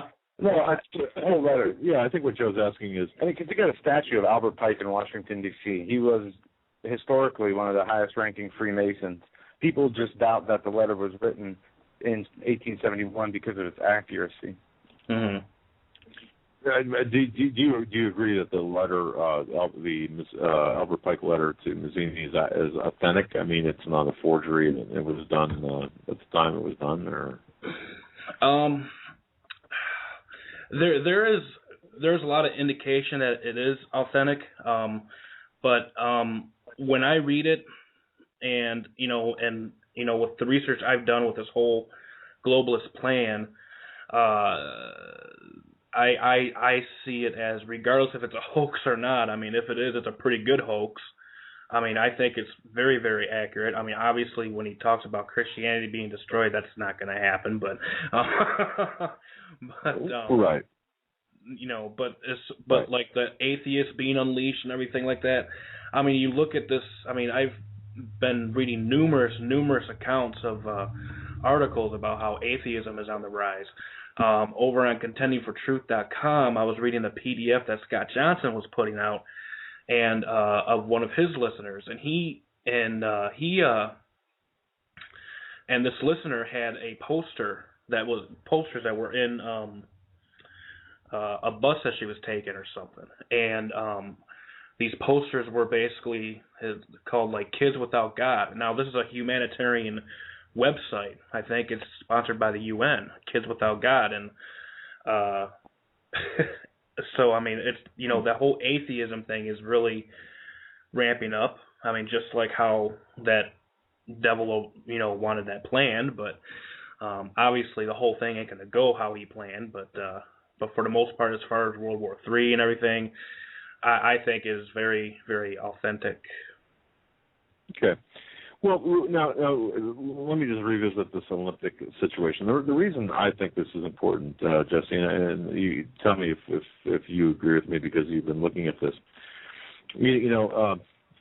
First of all, the fact that we are currently, if we look at our station right now, the condition of the United States and the condition of the world, we know that we're in trouble. We know that we're facing some crises, multiple crises, economic, military, or war-like things, and we know we know that there are people pulling the strings behind the scenes. Okay, and we know people are searching for answers, but we also know too that the people behind the scenes are becoming more brazen. We know the history of the Olympics and what they're all about. The fact that that they're entertainment, okay, but they're in this particular case, especially in the 2012 Olympics, they're being held in London. This is the third time in the history of the Olympiad, which are the Summer Games, that it was held in London. 2012, okay.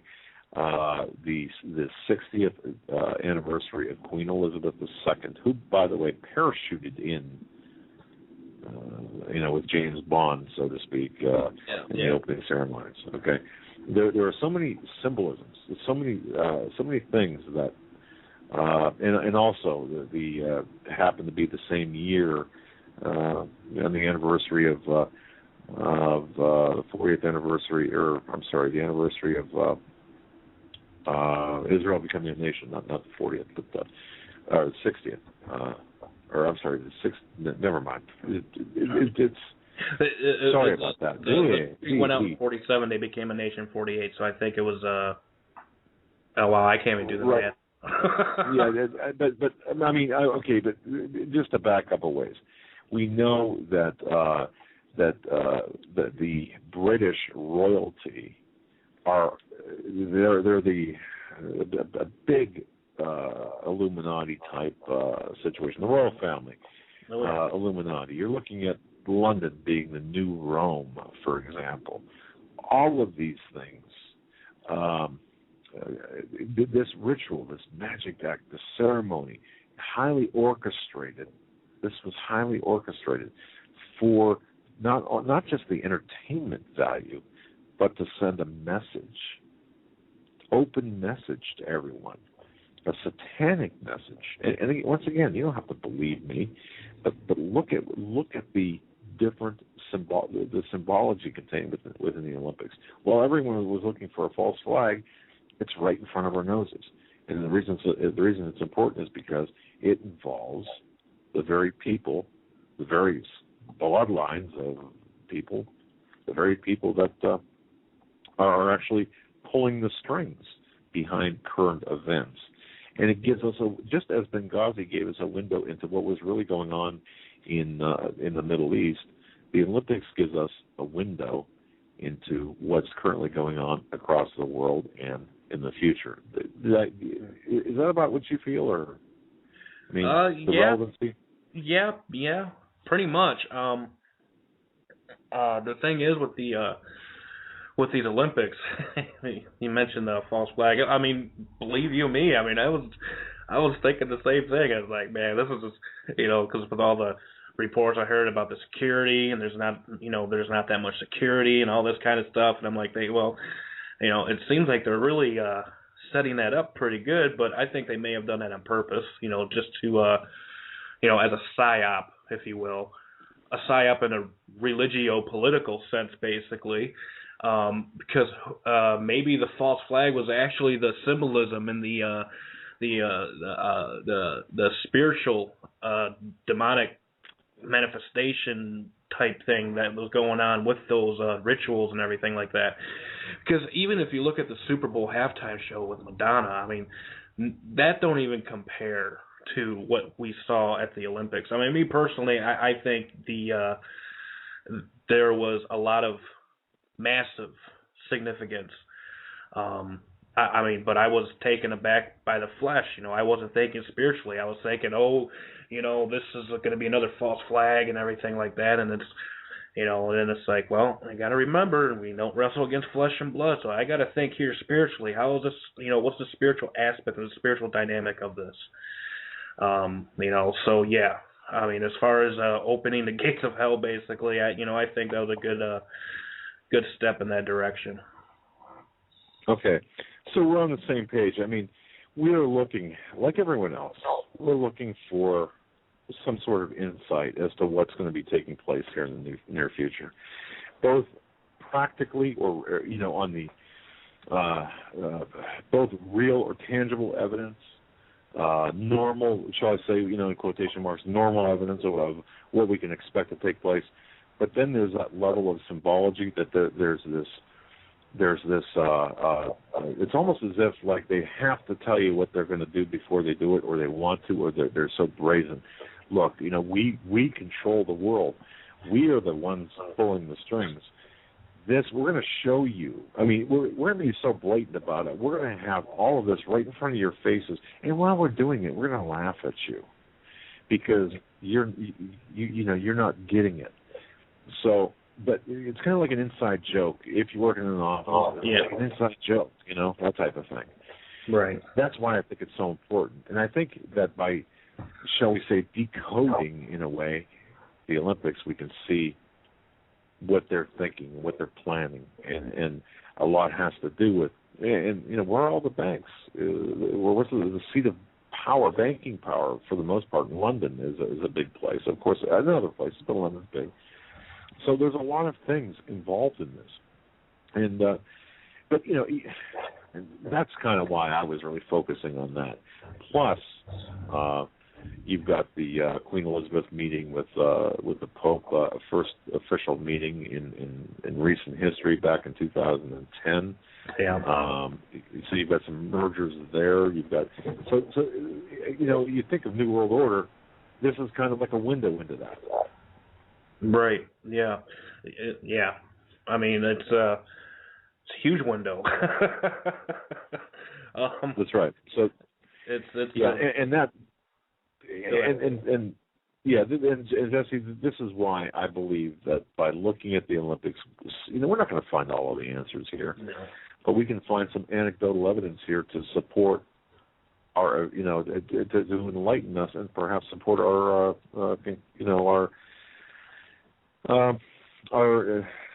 continued and additional investigation into what's going on. So that's why I think it's so important. But but I want to thank you for sending me this. We're going to be delving into this topic a little bit more in depth at a future time. But I didn't want you to think, or the listeners to think, I was just focusing on the closing or opening. It's the whole thing, both before and after as well. Any closing comments? Well, I mean, I'm gonna, as soon as the more things I pick up on and stuff like that, I'll send them your way. I'm getting ready to open back up my site, which it's still open. I just haven't posted in a while because, I've just been on my own thing, doing my own thing. But I'm gonna be posting regular blogs and articles on there, and I'm gonna also link your articles in my site too. It's MegidoRising.com. So I figured I'm going to start doing that too, as well as my YouTube videos. And also what I'm doing too is I don't know if you're familiar with the Charles Spurgeon sermons. I'm also bringing those back up to light, so with like any spiritual nourishment, because I'm no preacher, okay, but I can do voiceovers. And if there's like any like spiritual nourishment that anybody needs, they can go on my YouTube channel, and I'll be uploading like my voiceover, reading Charles Spurgeon sermons and stuff like that.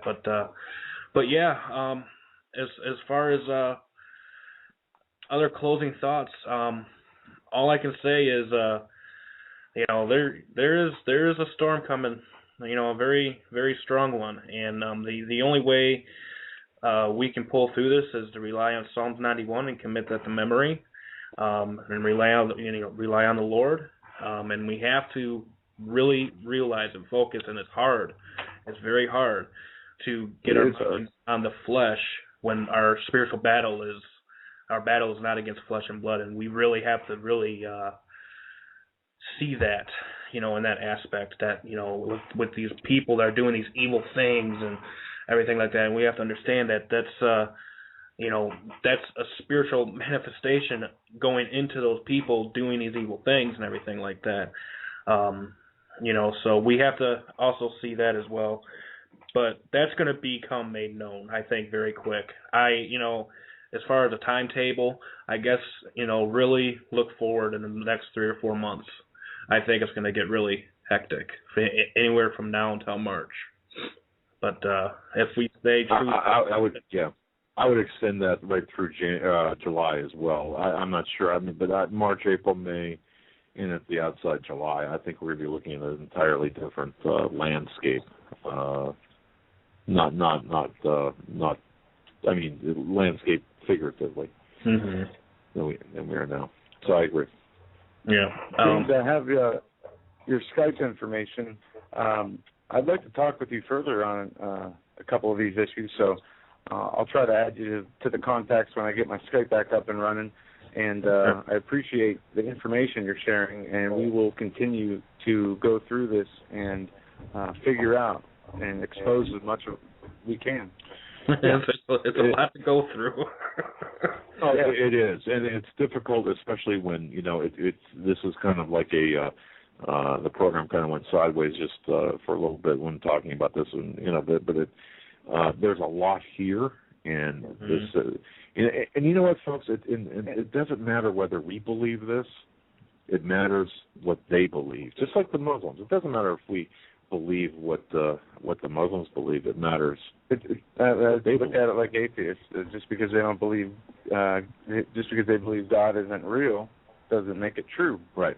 But everybody will find out. But God bless you, my friend. Thank you so much for your call, and thanks for sending that information in. Okay, God bless. All right, Chip. All right, man. And I want to thank the listener from the other day, too, for sending that. The folks on HomelandSecurityUS.com, the top story on there is the additional investigation, the privacy notice from your health care. The caller, I don't even want to name her. Did she give her first name? Because I really didn't want to. No. Okay. Are we gonna have somebody call in? Are we expecting a call? Okay, I'm sorry. No. But no. That was an interview for something else. Okay. But folks, I just want to direct your attention to HomelandSecurityUS.com.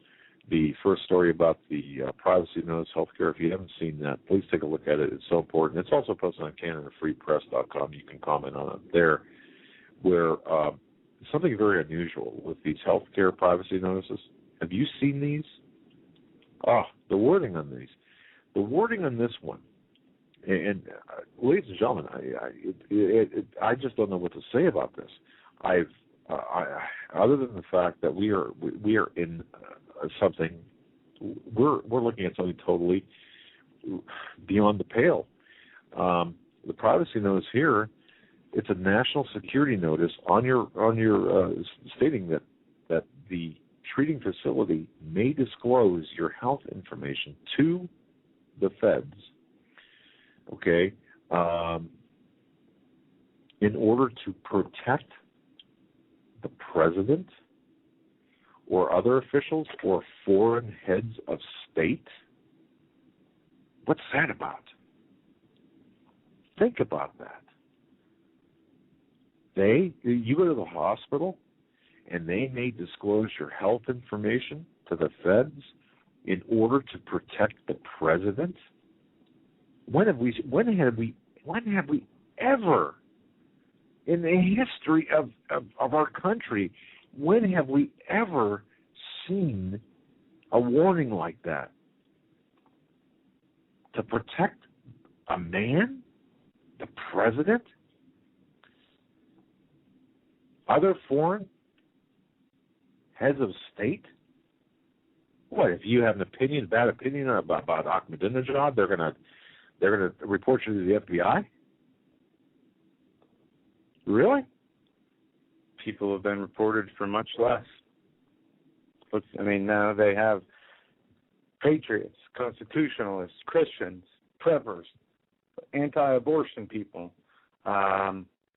There's just a laundry, and you're better off listening to people who are not just saying those who do not oppose government are okay. Everybody else, domestic extremists.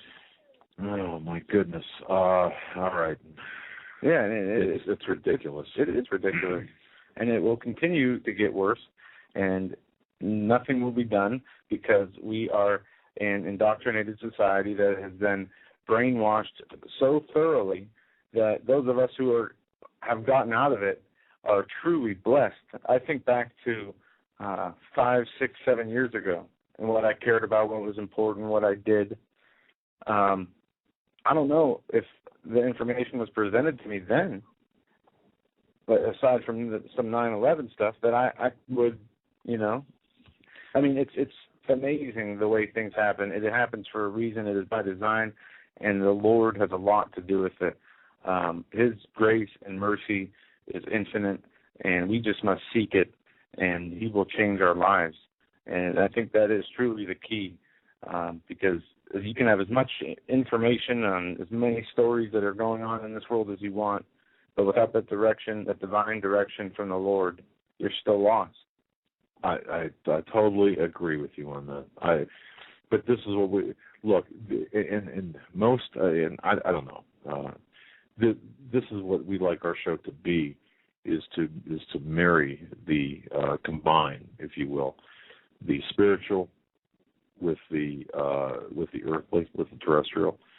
We have to use our spiritual gifts, use our spiritual power, use our pledge allegiance to Jesus, and use that as the spiritual armor as well as the catalyst to fight against this growing threat to our freedoms. We're not free in this country. We don't have freedom. We don't have liberty. We used to, but we don't. So how are we going to get it back? Or are we going to just roll over and play dead? Well, if we're not going to roll over and play dead and get it back, we have to rely and tap into, as you said, Joe, that spiritual element as well. So now you had brought up something about change on veterans' gun rights, lights of fire. And folks, if you haven't seen this, it's in the Washington Times. This kind of dovetails with the health privacy notice, because if you are deemed a threat by your own health provider to anybody, to anything, or if they think because of medication or your temperament that you shouldn't own a gun, they can be taken away. Absolutely. The change on veterans' gun rights, Senator Colburn wants a decision by judges rather than the VA for impaired groups. Yeah. We're not asking for anything big, says Mr. Colburn. We're just saying that if you're going to take away the Second Amendment rights, they ought to have it adjudicated rather than mandated by someone who's unqualified to state that they should lose their rights. Basically, what they're saying is they should, instead of making a law or making it across-the-board measure, it should be more of a case-by-case. Yeah, what they're saying is, okay, if you're going to want to take away so they're trying to, tear apart the heart of the issue to create these other issues, and the real issue is the Second Amendment states, in order to, we shall have guns, and that right shall not be infringed in today's language. You're allowed to have guns. You have a right to have guns, and that right can never be taken away, no matter what. That's what the Constitution says, basically. Yeah, obviously. But they've changed it. What do we read about what Janet Reno said? She said Reno, or look at what the current Attorney General says. I got a few quotes here, though, real quick. Janet Reno, she says, first, waiting periods are only one step. Registration is only one step. The prohibition of the private firearms is the goal, the ultimate goal. So what we were seeing, the waiting period, the background checks, These are the beginning stages. I mean, they're going to ban guns. They have to. And this might be a good time, while we have a couple minutes left in this segment, to go through the rest of this history of gun confiscation and how it relates to genocide. Yeah, okay, and I just want to follow up, too, while you're getting prepared for that. I just want to say this about, because I mentioned this about Benghazi earlier. The other side of Benghazi, just really quick, folks, is this. You've got AQIM, and you're going to be hearing about this, or maybe you won't, I don't know, but you deserve to know this. The CIA, their gun running operation involved both Ansar al-Sharia. When you say Ansar al-Sharia, you're talking about Iran, and AQIM, which is Al-Qaeda in the North African area, all right? Well, here's the deal with AQIM. There's probably 300, maybe 400 members of AQIM. It's a terrorist organization, Muslim terrorist organization. Now, Muslims, of course, don't condone drug usage, but in this case, they sell them, don't they? They do. The AQIM does. So, they do condone the use, well, I guess, and. Well, of course, but they're funding terrorist operations, so that makes it okay. But they're funding terrorist operations with the help of the CIA. So if I start selling drugs to fund criminal and terrorist organizations, they'll leave me alone? Only if you're Islamic, yeah. Or a beard and change. I mean, this is really the logic we have in this country. It's a convoluted logic. That is sold to the public, and they don't care. They're indifferent. But what people need to understand, and I can just summarize this in a couple of sentences, is this. AQIM is running drugs from the tri-border area of South America across northern Africa using the same trail of gun that the guns are being run from North Africa into Europe. Okay, using the similar trails across North Africa.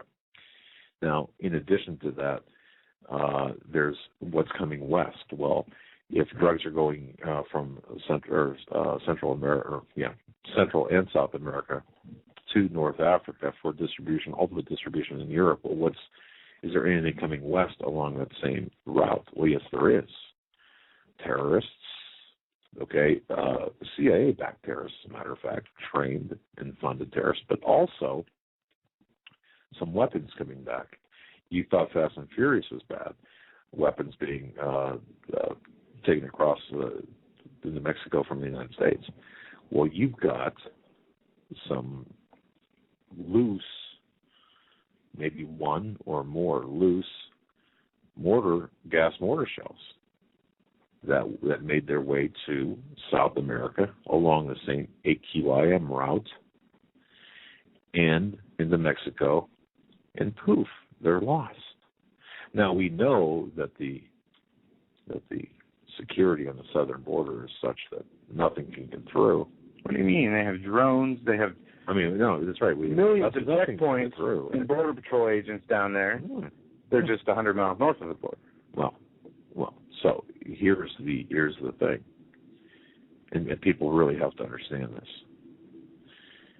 You see, we're over there poking Russia in the eye, poking Syria in the eye, poking a whole bunch of people in the eye, and you don't think that they want to send a message back that's saying, hey, you know what? Yeah, your CIA is tough over here. You're trying to turn over Iran, and you're trying to over Syria. You're trying to do all this. Well, guess what? We can hit you where you least expect it and where you're most vulnerable inside the United States. And I don't think it's going to you're going to have a gas weapon go off in San Diego or in a border town. That's not going to happen. No. Think in the heartland. Think Chicago. Think Detroit. Think somewhere north. Think away from that border as a message. Expect blowback from the Libyan-Syrian situation, and that's where I'll stop with that. So let's talk about the gun grab genocide stuff.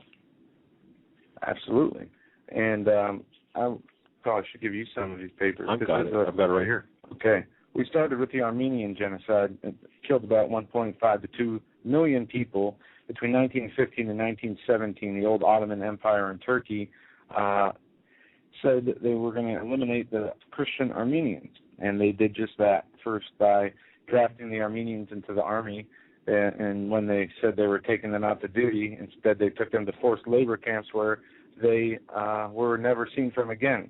But what they did was disarm them first. And that was the example we went through the other day, but we're going to go over a few more now. The USSR, 60 million people killed by gun control. In 1917, when the communists came into power in the Soviet Union, they immediately passed laws making it impossible for non-party members to own firearms. Any violation of laws concerning firearms is punishable by forced labor. Now, I'm going to go back to the quotes of guns here. Dianne Feinstein said this: banning guns addresses a fundamental right of all Americans to feel safe. A gun owner, she's a gun owner with a concealed carry. That's not the quote I wanted to read. Mark Urban, this is it. The thought that an average citizen will somehow be better able to successfully defend themselves more effectively than our nation's trained professionals is absurd.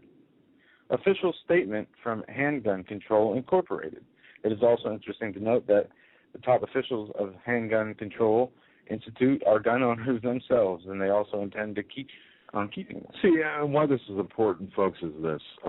This is a window into history, and if people understand what the lead up to and involvement with the gun grab, you'll understand what they're attempting to accomplish. It is so important when it comes to history because history is an outline for the future, especially when very much things continue to repeat themselves. When you see, we'll say Nazi Germany, for example, we saw the Reichstag, then we saw the Germany's version of the Patriot Act. I mean, these things are happening as they did before, the same way. Now we're being labeled and being called fringe and lunatics for believing in Jesus. Not even believing in the Constitution or freedoms, for believing in Jesus. We can see the stage being set. Going back to the USSR here, the Ukraine was the breadbasket for the state.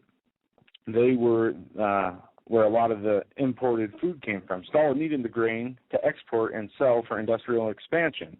In 1929, Stalin decreed that all farmland, livestock, and produce are property of the state. Sound familiar? Like the March 16, 2012 executive order issued by Barack Obama on the national resources. I forget the whole name of it, but it said just that, reaffirming previous executive orders stating that the government have the ability to confiscate anything that is yours or not theirs for any reason, not even at times of war, at times of peace as well. But what they did was Stalin cut off all food distribution. He cut off the food and starved an entire region. I think it's known as the unknown famine. Killed 11 million people with what he did with the food there. Another example, China. Nationalists or communists killed perhaps 100 million people using gun bans. In 1935, the national government came into power and decreed whoever, without authority, is found in possession of guns shall be punished with imprisonment. 4 million die in famines aggravated by the government's confiscation of crops. And this is going through a timeline here because we only have a few minutes left before the break. Also, Hitler kills 21 million, including race-specific gun control bans. In January of 1933, Hitler was elected democratically because of a gun registration law passed just 5 years earlier. His government already knows which Germans own guns. Licenses to obtain or carry firearms shall be issued only to persons whose reliability is not in doubt, and only after providing a need for them. Mass seizures of weapons from political opponents occur through modern record keeping. Obedient gun turn-ins and violent raids reduce ordinary Germans to helplessness. Within months, the Nazis finally consolidated their power and passed their own laws. A license shall not be granted if the applicant is a Jew. By the way, folks, if you've purchased a gun at any time since 1968, the chances are very good that the government has a record of it somewhere, okay? So just to give you a frame of reference, that's how far back that they go. And people think that just I'll stop there. Go ahead and continue. I want to read a quote from Jeff Cooper. I don't know who he is, but he said this in May 1944. That is why our masters in Washington are so anxious to disarm us. They are not afraid of criminals. They are afraid of a populace which cannot be subdued by tyrants. And that is really, in simple, the whole purpose of this gun control, gun grab, because they know an unarmed population is helpless. But going back to Nazi Germany, they said that they should not be granted a gun or a registration to have a gun if they were Jews. But in 1938, Germans attacked the Jews, looting storefronts, burning synagogues, committing murder.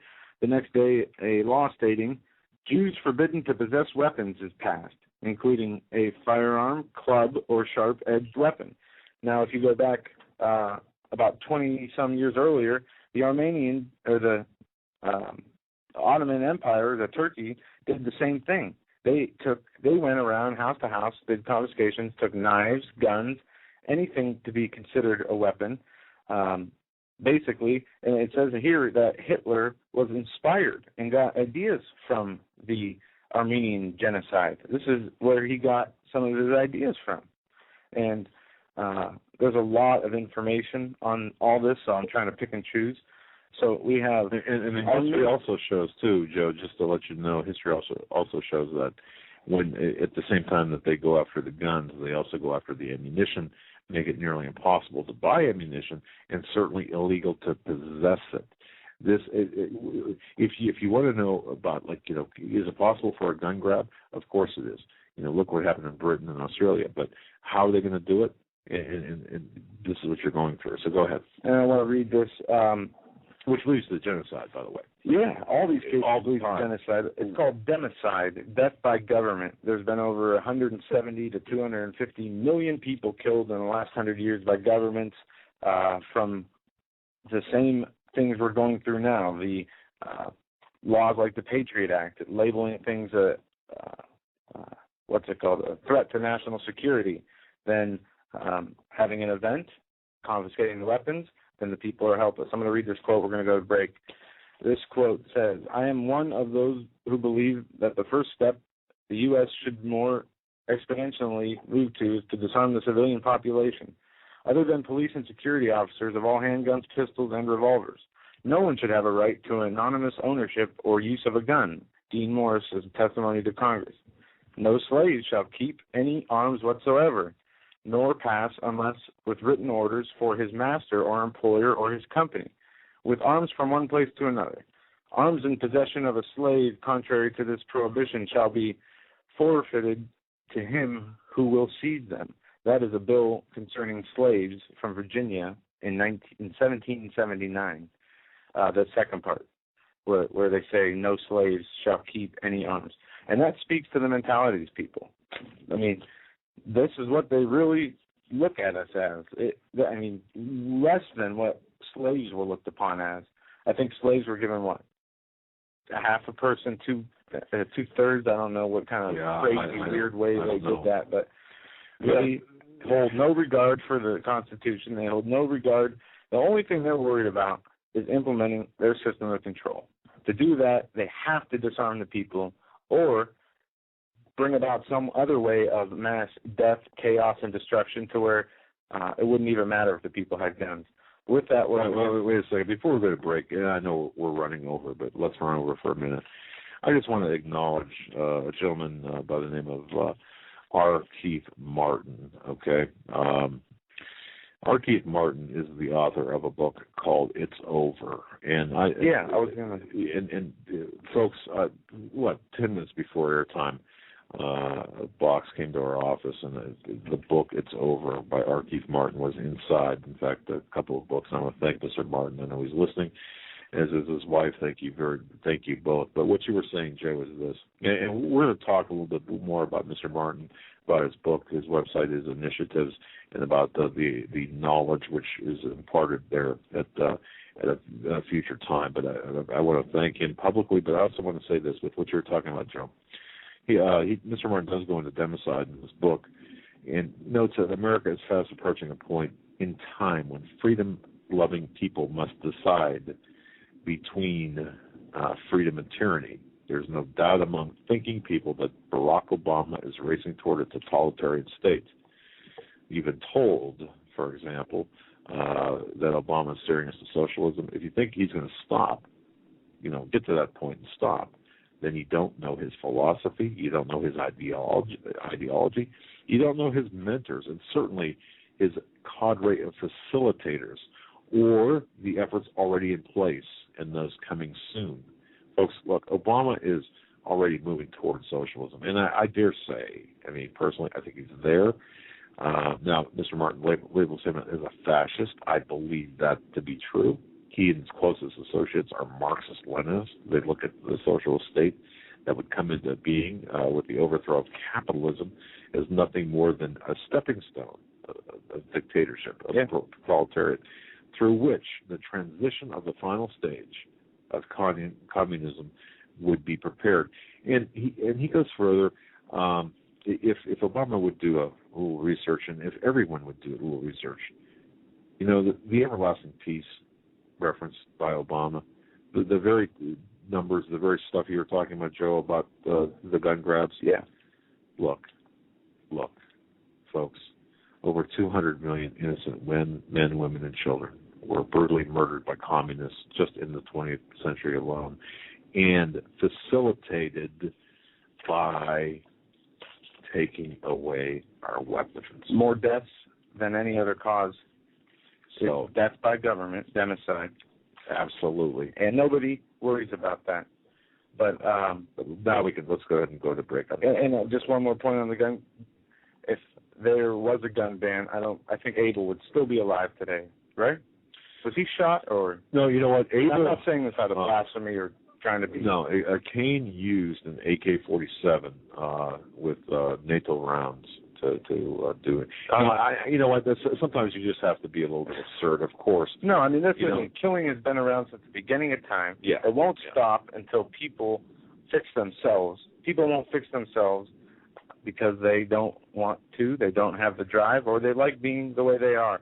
But that is why we are here, for the people who would like to try to do better in their lives like we do, or trying to do better in our lives every day. We're growing together, and we will continue to do that. Folks, you're listening to the Hagmann and Hagmann Report this December 6, 2012.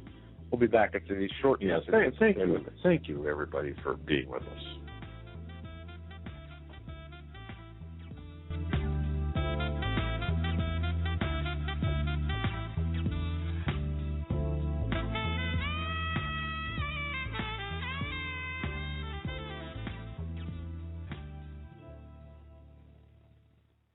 If you are stumped, you don't know what kind of gift to give to a friend or a loved one, I'm telling you, you must go to 4physics.com. That's the numeral 4, PHYSICS.com.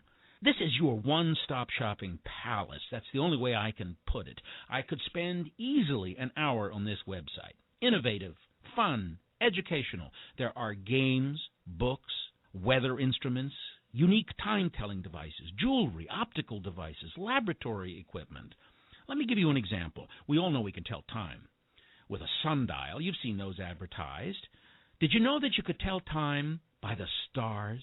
At 4physics.com, you can buy a horologium nocturnum. This was a navigational device used in the 15th century by navigators at night to tell time by the stars. It's beautifully crafted in the shape of a pendant made of bronze and pewter or gold and silver. Absolutely a stunning gift. I would be proud to give it to anyone. You must go to 4physics.com. Even if you're not stumped, that's 4physics. That's the numeral 4, PHYSICS.com.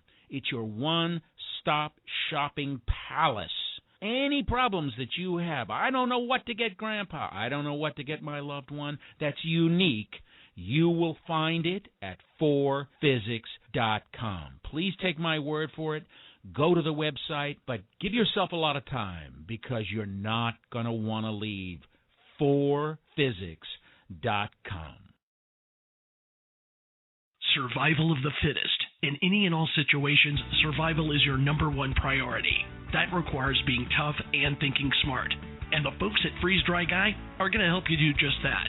They have the long-range patrol ration entrees, what they call the Brick Pack. When you're in survival mode, it is absolutely the best item for your survival pack or bug-out bag. You can go farther, faster, and carry more food with the LRP cold weather ration entrees.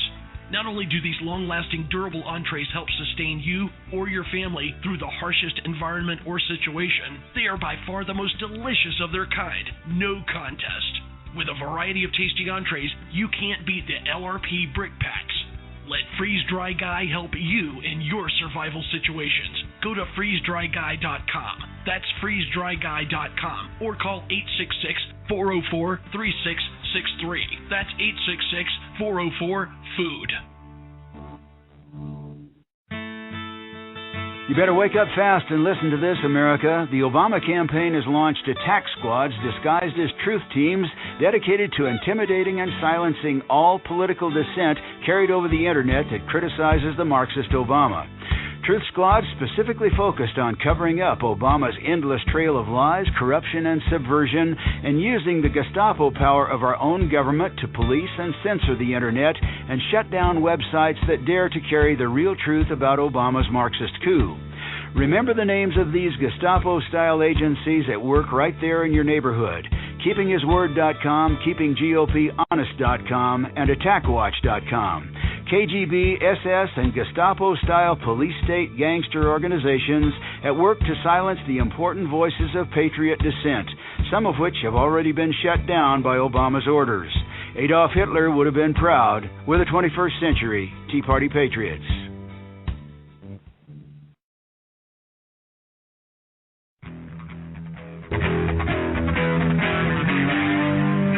Doug Hagmann. One guy that doesn't need a bullhorn to get your attention. You want answers! I want the truth! You can't handle the truth!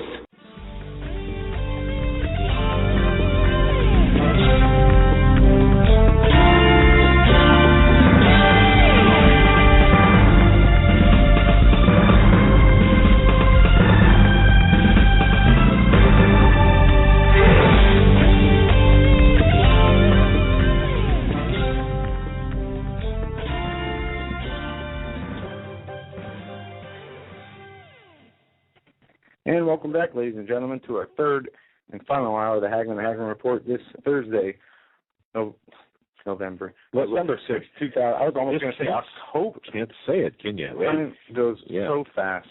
And how many? We should start our countdown. You know, folks, I'll tell you, I love Christmas. I love Christmas. Not the gifts, the spirit of Christmas. The spirit. You know, when you're around the Christmas tree and you've got a little fire in the fireplace if you have a fireplace, or just being around people, your family, and just being able to enjoy. I love Christmas. So we should probably have 21 days until Christmas. No, what am I thinking? 19 days to Christmas. Holy cow! And Christmas Eve. I just love Christmas Eve. Just the feeling and we'll be talking too about what we're going to do programming-wise for Christmas. But yeah, we're still figuring that out, and we will definitely be on air for one of the probably Christmas night. Looking like right. I'm going to address an email right out of it, and then we're going to take your calls and do some other things, folks. And again, from the bottom of our hearts, thank you so much, every one of you, for just supporting our show, even if it's a simple, thank you or a prayer. Or people have no idea the effect of a thank you message or email, mail, anything. We receive a lot, and each time it is so wonderful. You just have to thank the Lord that there are people out there. But it's not about us. It's about the Lord, and it's about what we need to do to do His will. What we have to do in our own lives, if we have to change anything to work according to His will. Because if we're not working according to His will, we're working according to our will. Right. But that never works out. I've tried that so many times, and I can tell you, man, when you're not doing what God wants you to do. Right. Well, and it works the same way when you're helping other people, when you're going out of your way to, like Steve says, give a veteran $50, or like the police officer in New York who the video went viral for giving out boots. Those blessings do come back on you. I mean, they do 100%. I can attest. And I can say this though: do it without the expectation of anything in return, and do it privately and without contempt. Yeah, there you go. Because I'm going to actually use this opportunity to tell us a short story here, very short. I have a friend who is in need, has problems, and family left, not because of anything he did, but he's a lonely guy, right? His whole world was just ripped out from underneath him. And to see a grown man go from a good working man to being so needy, and needy being needing friends, needing company, I found myself to a point where I felt bothered sometimes, and I had to apologize and sit down and think. And you felt bothered by because it would be 3 or 4 times a day. Call you. Give me a ride, kind of do. And I don't have a problem helping him. He's one of my best friends, But I had to apologize because I found myself angry on my way to go help him. Yeah, like come on, and to think really, somebody who's going through all that. That's right. And I'm, getting angry because I have to go out of my way for a half hour or whatever. I just felt so bad, and it helped me realize that that is so important. That's why it talks about in the Bible. Do not give, what does it say? With begrudgingly. But I think you said it well. Don't give with contempt in your heart. And right. I think it's like when, oh really, I've got to go visit grandma in the home again. Yeah. Or, I mean, come on. I went through that too. Yeah. My grandmother was sick 2 years ago. She passed away in April 2011, and taking care of somebody for a few years, relative. You know how it is with relatives. You always fight. Yeah. Argue here and there, bicker, but there were times where I was the same way. I had that contempt. Oh, yeah. It's like, luckily, again, I got to go down and sit with her again. Thank the Lord that when those times were going on, she still had a lot of time left, and I mean, nothing. You don't say anything. But some of the most beautiful conversations I'll bet you had, and I didn't talk to you about this before, but some of the most meaningful conversations I'll bet were during those times. Yeah. During the times when you were sitting with her and didn't want to be there. Didn't want to be there, right? But think back. Wow, you wouldn't trade that time for anything. But no, not at all. I wish I could be there again. It's common though. It's our human nature, and that's what we have to overcome is our human nature, and we can't do that unless we have the Lord in our life. That's right. It's impossible. And see what's coming down the pike, folks. What's coming? Well, we're going to be facing here. We're months away from it, I believe. Maybe I'm wrong. Maybe we're a year or two. I don't know, but I think we're months away from it. But see, what we're going to be facing, we can't do it alone. And when I say that, I don't mean we need 20,000 people. Now, with God, but with other key people, okay, and us together. Us, meaning Joe and I and you, or just you folks if Joe and I are taken out of the picture. I mean, who knows, But we need to be a family. And even look, families disagree on a whole bunch of stuff. I mean, my goodness, we're on the dinner table, disagree. A lot of disagreements. But, boy, imagine somebody trying to break down that door of the family home. The disagreements suddenly stop, don't they? And man, you're a team now. You're going to be fighting whoever's trying to break down that door. That's what I'm talking about. But even if you are alone physically, you're not alone because we're together. But anyway, I want to. Mike sent this via email, and I want to address this. Mike writes this: my group of companies did today, and folks, this affects all of us here. Okay. My group of companies did today what I think is disturbing and wonder if it's happening elsewhere. So, ladies and gentlemen, pay attention. Maybe it's happening where you work, okay? This happened suddenly and quietly, according to this happened suddenly and quietly. Effective on Monday, the first day of January, the upcoming, effective the first day next year. Money market/cash will not be a 401k investment option. I'm not even sure I understand what that means. Can you repeat that? Okay, effective January 1st of 2013, money market/cash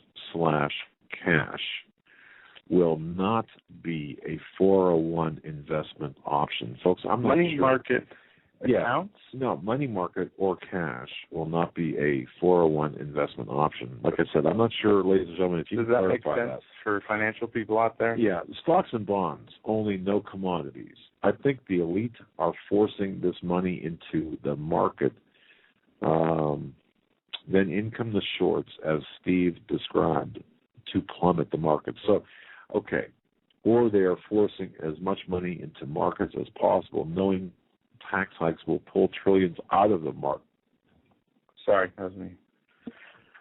You know what? I want to apologize. People are post links in the chat room to videos and stories, and I open them up to try to bookmark them before the sound comes on, and I didn't catch that. I thought a car was going to come right through the studio door here. All right. Anyway, let's see. I have no way to withdraw, no hardship currently, unless I quit my job and transfer money to IRA and cash out. So what Mike is asking here, apparently, from what I'm able to gather, and folks, I don't know whether you were able to grasp this. Mike, you're going to have to talk to me like I'm 6 because I don't really know. So effective, what Mike is saying here is, according to what's going on with his company, first day of January, cash, we'll just say cash, will not be a 401k investment option. Is that going on where you work, folks? Is it? I mean, if it is, let us know. Let us know the significance of that. The listener sent me some information that I need to go through again about their changes on health care statuses based on Obamacare, and I'll have to look for Okay, Mike, Mike, I'm going to tell you this. We're going to get an answer for you. And then, really quick, I want to thank a listener.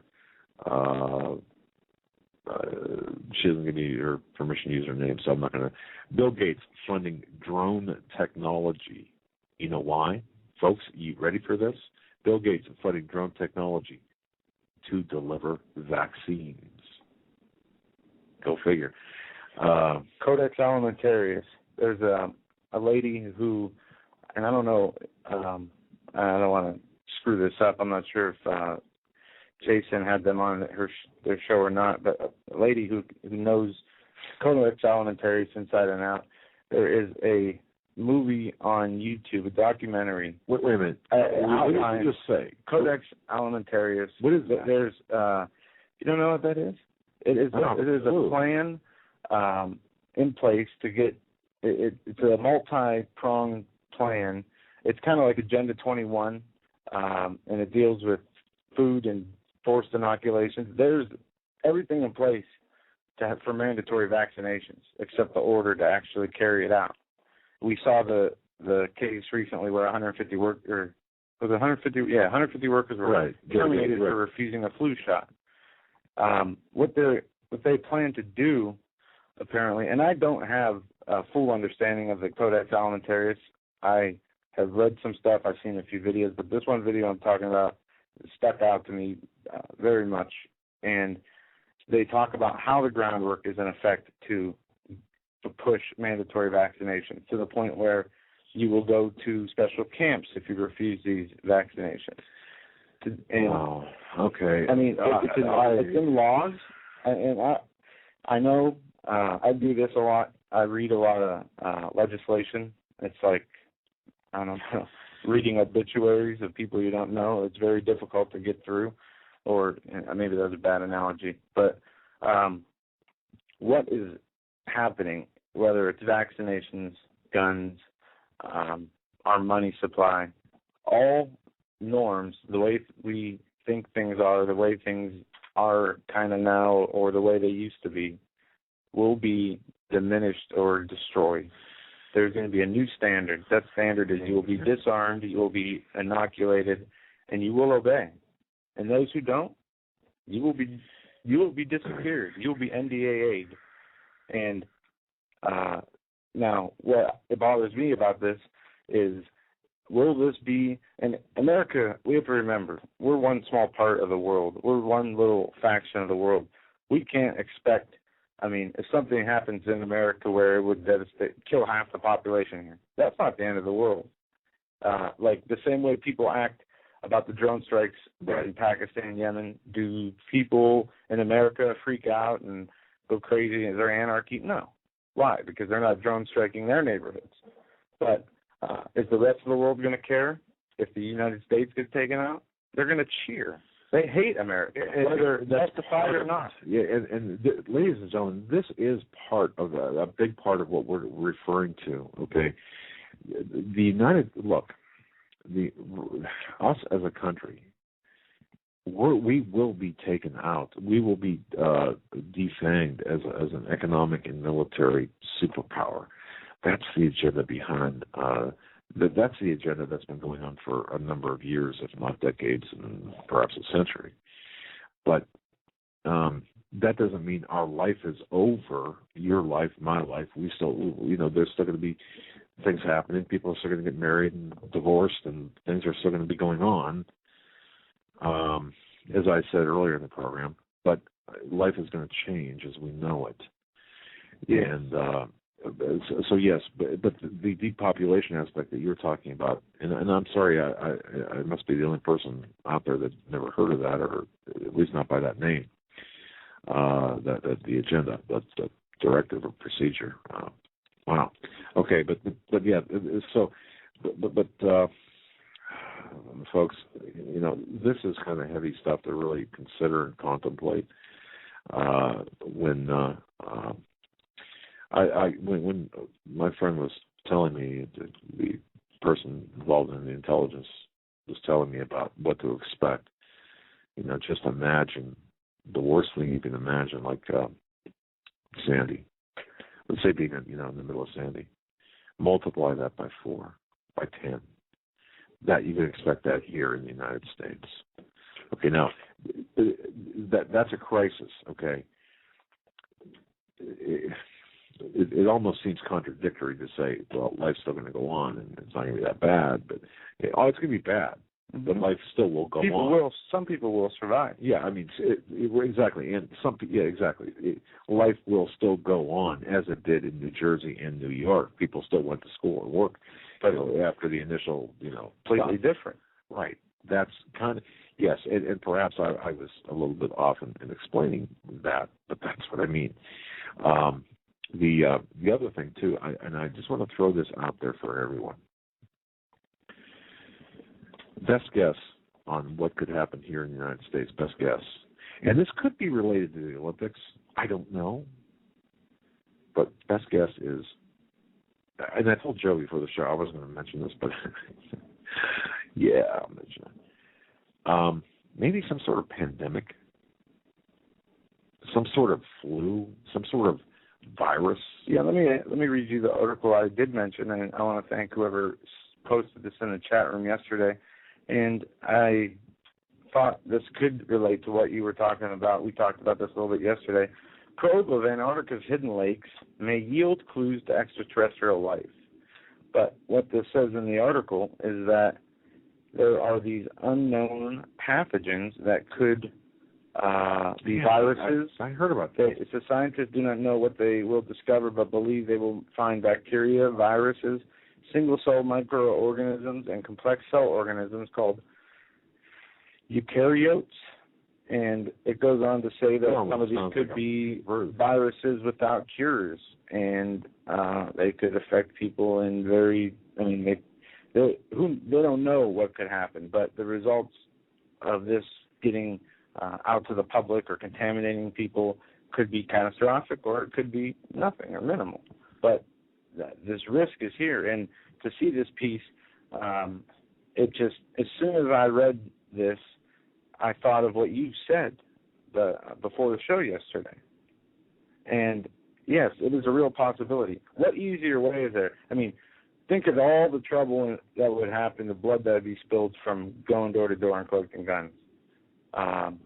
Believe me, it would not be an easy thing. What would be the easiest thing to get rid of as many people, like so many people that need to get rid of, according to them? Oh, it would be a visible enemy that, like a virus, like a pandemic, like the plague. It would be something like that, where you could really not point a finger of blame on any individual or government right away, especially in the midst of all that chaos and people dying. That would, to me, trying to think like these people would be the most efficient way to get rid of the population. Now, take into consideration the mass fatality planning. What are all those FEMA coffin liners and folks, what? And you read globalist documents where they talk about the threats of some, we saw it with the H1N1. It turned into H1N5. Then they said, there's a new strand that has no cure, and it's very dangerous if it gets out. And it was created in a lab. And the anthrax after 9/11, that was sent out, and it ended up being U.S. military-grade anthrax. It came from the people who were the ones who were the victims, basically. Except, you know what I'm saying, right? It's very difficult to really wrap your brain around, but it all comes down. I mean, in my view, it all comes down to this: the people that are planning. It's a different mindset. We as Christians, and I find it very difficult. I mean, I can accept walking into, let's say, a crime scene. I can accept that and seeing a body, two bodies, dead people, and see the hatred, the evil behind that one incident. But when you're talking about a Stalin or a Hitler or the agenda behind those individuals, that is so difficult, I think, for really normal people. And I consider myself normal. My wife might have a few things to say about that. I do too. Yeah, I'm not normal either. But I mean, it's so difficult for us to comprehend that mentality where we're nothing but cattle or sheep. We are to these people now considered less than that. Right. Useful feeders. There's so many names they have. You can get into human resources. Why is it termed that? You can get into the wording of laws and the changing of definitions and whether a human or a person or a citizen, some people say that we, under the color of the wording of the law, we are considered animals because we're not either people or humans. I'm not sure exactly the terminology and how it goes, but there is a distinction in the government, and they have it all. You know how you can read one of their PDFs. They say one important thing in 50 pages, but and this goes to the sovereign citizens movement. They're the ones that really saw them point this out. That goes to how you can get around, how they say you can get around certain things by changing your status from a individual or to a human. But it's that deep and it's that dark. Right. But now you mentioned that movement. Let me just say this about that. Very simply, we're not going to. I don't believe personally we're going to win at that level. We have to win.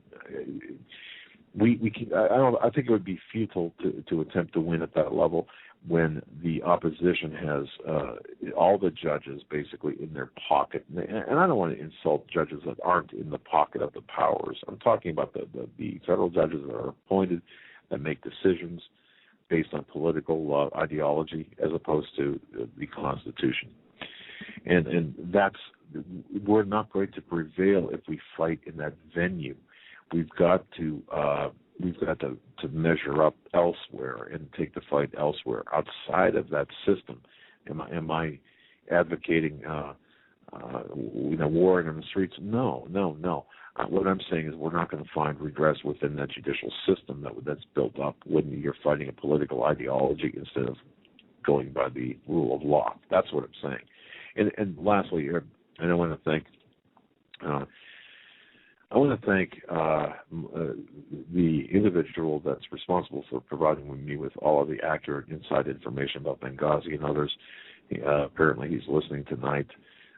He wanted to make a correction, make sure that I was correct in my in what I had said. I you know what? If I said this, I apologize. Certainly, I didn't mean to come out this way. We did not train, nor are we training AQIM or Answer al-Sharia.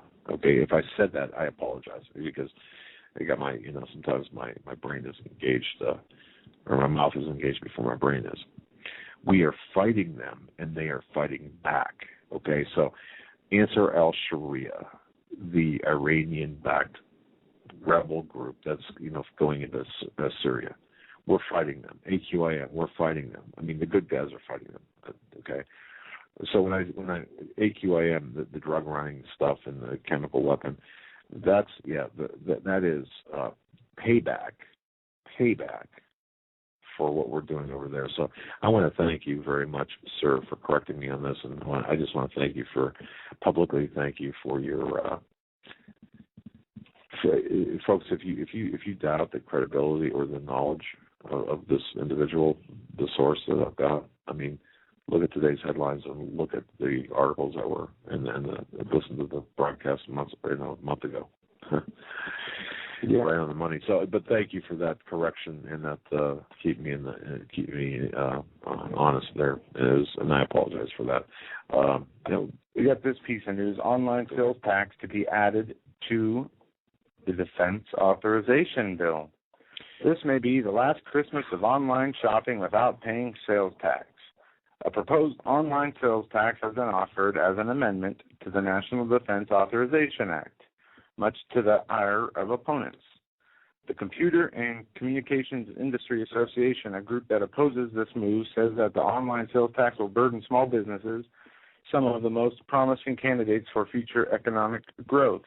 The proposal and other online sales tax collection proposals like it would allow states to penalize the innovative e-commerce business model by targeting small online businesses as convenient sources of revenue, says the CCIA President and CEO Ed Black.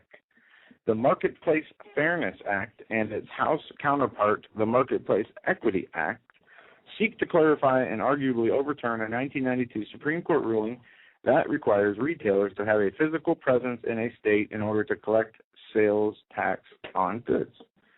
So there we go. Yeah, so there we go. Yeah.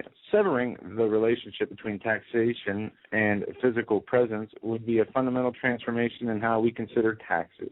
Once again, the way they did this healthcare mandate the Obamacare, saying it's not a tax, it's a penalty.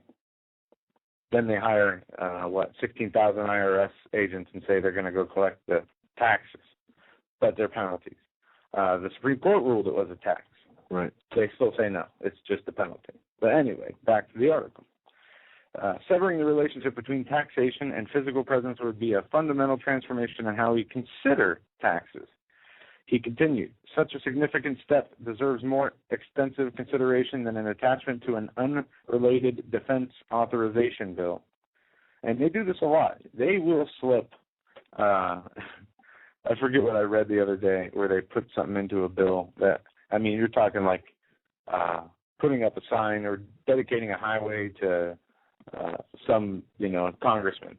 And in their bill, they have something on, regulating food, and it had nothing to do with it. It's totally right. And that, by the way, was the same thing with Coburn and the veterans classification. He slipped that into a bill, unrelated to what that was all about, which that should be illegal or should not be done. But goes on to say, it's still a recent poll indicates the majority of Americans support the idea. I find that very hard to believe. I don't know anybody who would like to pay more taxes unless they are the Obama supporters. But they say they also feel a tax for online purchases would encourage people to buy local and keep tax dollars in their community, or, in other words, stop using the internet and the businesses on there. Local retailers invest in their communities and play a significant role in the overall quality of life, according to this from the Daily Caller. Well, that is a very broad assessment there, because who knows what so many employees, what they do with their profits if they do anything for the community. No, a lot do. Well, of course they do. But the many don't. I mean, look at places like the Red Cross. They've been found to be, their executives make 6-7 figures a year. When you sent your $10 to Haiti through text messages, I don't think 90% of the money got there. It's been recorded. But anyway, back to the tax issue. It says, local retailers invest in their communities and play a significant role in the overall quality of life in the places we call home. This is Baisley Lyer, the Senior Vice President to the Global Public Policy for the International Council of Shopping Centers. The International Council of Shopping Centers. Right. When they say we're going to be under international law, it's not just for guns. It's for everything. Look, we're going toward a global system. This is all part of it. We're going to lose our national identity. We've lost most of it. But more importantly, we're going to lose our individual freedoms because of it. Folks, that's what you need to understand. Yeah, it says, it goes on, it's not the job of small businesses to collect taxes to provide revenue relief for state and local governments outside their jurisdiction, Black said, suggesting that an online tax would protect existing businesses at the enterprise of consumers and growth. Some Republicans are on board with Wyoming Senator Mike Enzi as the most overlooked tax loophole. We are optimistic that once the Marketplace Fairness Act is brought for a vote, it will have enough support to pass, Democratic Senator Richard Durbin said. Both Senator Durbin and Enzi have offered the bill as an amendment to the NDAA 2013. Durbin is focused on working with his colleagues to try to get a vote on the bill before the end of this year, whether as a standalone bill or as part of a larger piece of legislation, meaning as sneaking it into another bill. Right. They're all keeping options on the table at this point. What they are doing here, and just to summarize this, anything that is the government does not have their hands directly involved in or have complete 100% control over, right, it's going to disappear, because that's all they're doing. They're going after everything. When they're telling you can't use cash at garage sales, you can't even have garage sales anymore because they can't track the revenue. This is the system of the mark of the beast, the beginning systems. You can see how they are doing this. They are making you on alert, putting you on alert for those who are paying attention, that they're going to keep track of every penny you make. Now they have, through Obamacare, the IRS getting involved with your health care. And not only that, the disclosure of information, your private health information, to the government, and also including your financial information, and they say it's for what? The safety of the president. Can you imagine, of the president? Not of the safety of the fellow man, but of the president. Right. And not in the best interest of the United States or the people therein, for the president. And it's just how things are. I mean, that's the society we live in. When we have been indifferent for as long as we have, and I'm not talking to our audience as Americans here, when we grew up, and I know I grew up in a way that everything seemed fine. Meanwhile, you have these real Satanists working 24/7 across the world, under the table, behind the scenes, to do away with anything that is good. And America was good once, I believe, and at least in a sense for freedom. Now, the motives behind the setting up of America, all that can be debated. But the capitalist system, the free market system, people blame. They say that is, it's evil, the worst economic system in the world. Well, no. If people followed biblical principles, if the whole world, every individual in the world followed the Bible, and the whole world was under capitalism, nobody would starve ever, because people would do what they're supposed to do. Those that have more would help those that have less, and so on and so on.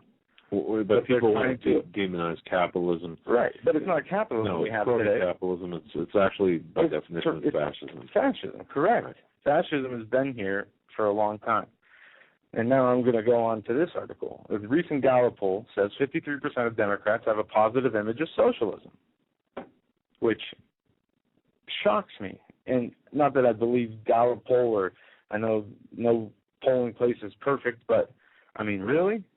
It says, according to a Gallup poll, asked participants if they have a positive or negative image of socialism. 53% of Democrats and leaning Democrats said they have a positive image, while 23% of Republicans and leading Republicans said their image is also positive. 23% of Republicans they asked said socialism's good. Now, well, these must not. Yeah. Apparently, they don't understand what Republican means. You can't be a Republican if you're a socialist. Anyway, well, I think Republican is an archaic term now, and I don't believe that. I mean, socialism. Just so people understand this, socialism is a concept that conspirators, by the way, exploit. Well, I want to read this comment on this article. Go ahead. A communist take over America without a shot fired. In other nations, the people fight communism takeovers and sometimes stop it. Why did Americans buy so many guns? The guy asked. And it's true. Think about it. But that was not the reason Hitler invaded Russia, was to stop communism, but that's what they'll tell you in the history books. But, yeah, they fight these tyrannical government systems. The only people who make out in these systems are the leaders, the inside men. Everybody else is in prison. People don't understand that the socialism, the people who are behind socialism have no intention of dividing their personal wealth. Not at all. I mean, the people who go on TV and say we need to ban guns have bodyguards, and, you know, those bodyguards carry guns. And I bet if they didn't, then they would fire him and hire ones who did. It's hypocritical. It is obviously sabotage from within. It is not their ideals or their beliefs, in my opinion. Not at all. I mean, this is the plan. They know what they're doing. And it scares me sometimes when people say that Jesus was a socialist.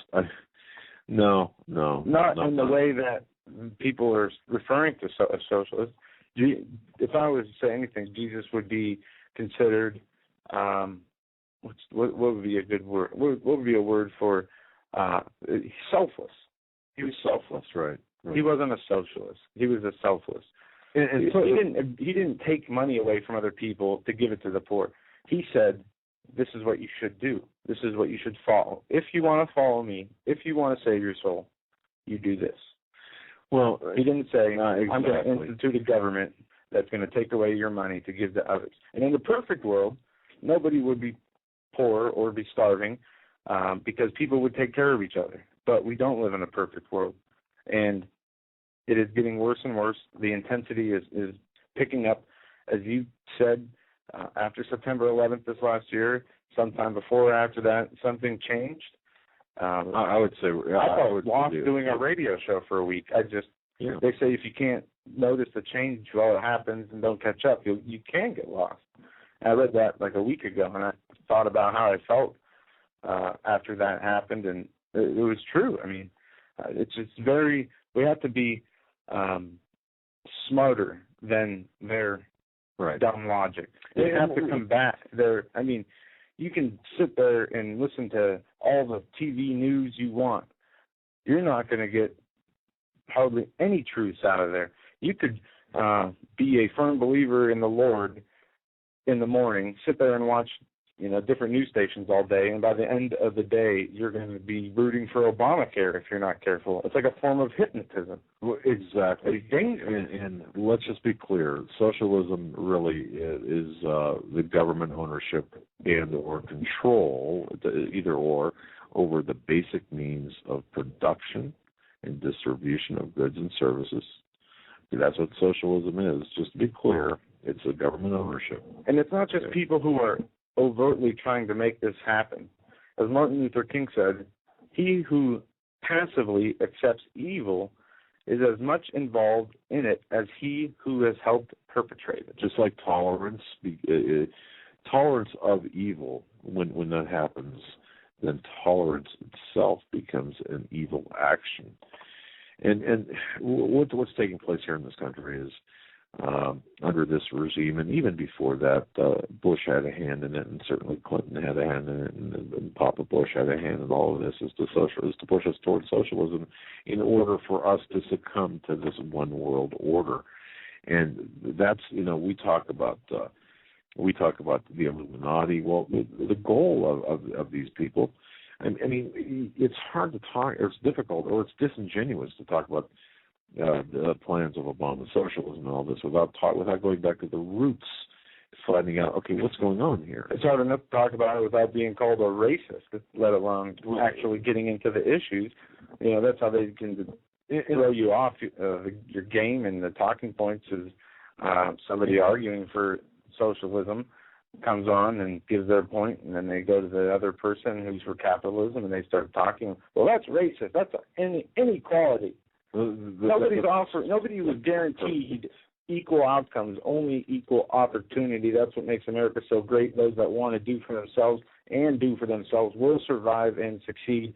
Those who are too lazy or care less, don't want to do anything for themselves, will fail. That is really a law of nature, survival. You can't survive if the economy collapses and there's no food on the store shelves. Do you think people are still going to be sitting on their couches watching their blank TV screen? No, they're going to be trying to survive. Well, they need that urgency now. Very, very well said. They do, and we do. And if nothing else, ladies and gentlemen, if we can do nothing else, we just want to be the conduits between. We want to be conduits for the truth. That's all we want to do, and we want to be able to help all of us. Let's work together to fight a common enemy that's destroying our family unit, that's attacking our religion, our faith, I should say, that's attempting to exterminate Christianity. Let's work together, and if we can be conduits to that end, or a means to that end, that's what we want to do. That's what we're trying to do via this radio program. Yeah, our physical bodies are already dead. We will die one day. That is 100% already dead. 100%.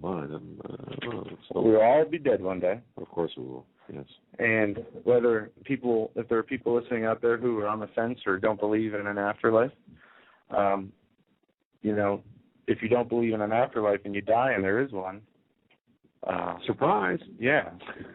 But that's not a reason to believe. Just to I'm gonna. Because I've seen this reasoning before, reading something an atheist wrote. Well, I'd rather be safe than sorry, so I'll just say disingenuous. Right, and that way to feel. is not going to get you saved. No. Jesus knows your heart, and you think if you're doing it as an insurance policy, and that's all, that's going to get you the keys to the kingdom? I mean, you have to have your whole heart, mind, body, and soul in this, and if you don't, you're better off, as the Bible says, to never have been born. Because in the Bible it says the lukewarm are going to get worse off than non-believers, the way I understand it. It's just all or nothing, and that's why I'm pretty adamant about you look at abortion. Here we sit, and Roe v. Wade 63, that decision. We're kind of watching abortion.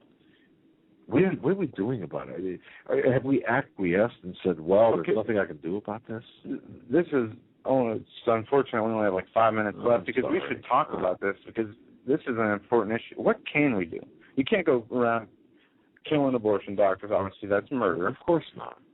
You can't go around and burning down the buildings and nobody's in there, because that's destruction of property. No, but what I think. What I think is one of the most powerful things is not. Look, and I know this, folks. You know this, but knowledge and unity of purpose. See 1, 2, 6 people, protesting abortion. When I say protesting or, putting their foot down, no, we need unity and unity of purpose. And Carrie and the chat, thank you. We need prayer. And prayer, of course we do. When things are too big for us to take care of ourselves, there is one greater than all of us, and he will help us.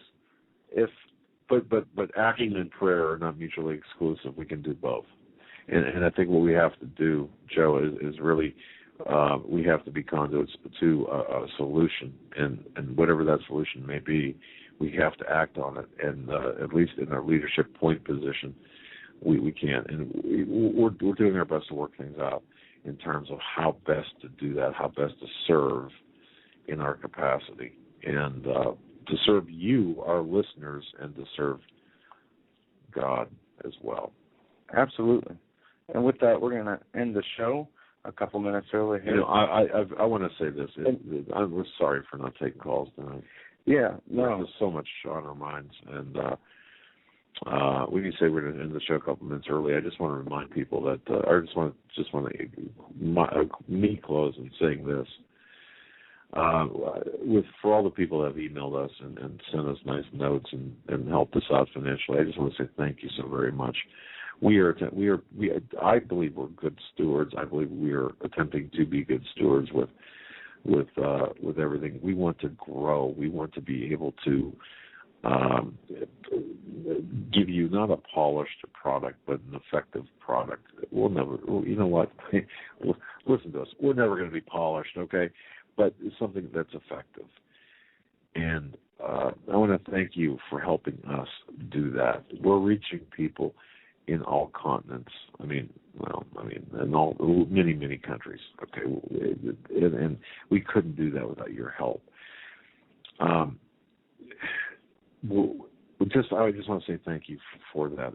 We're humbled by that, and but we have a job to do, and let's do it together.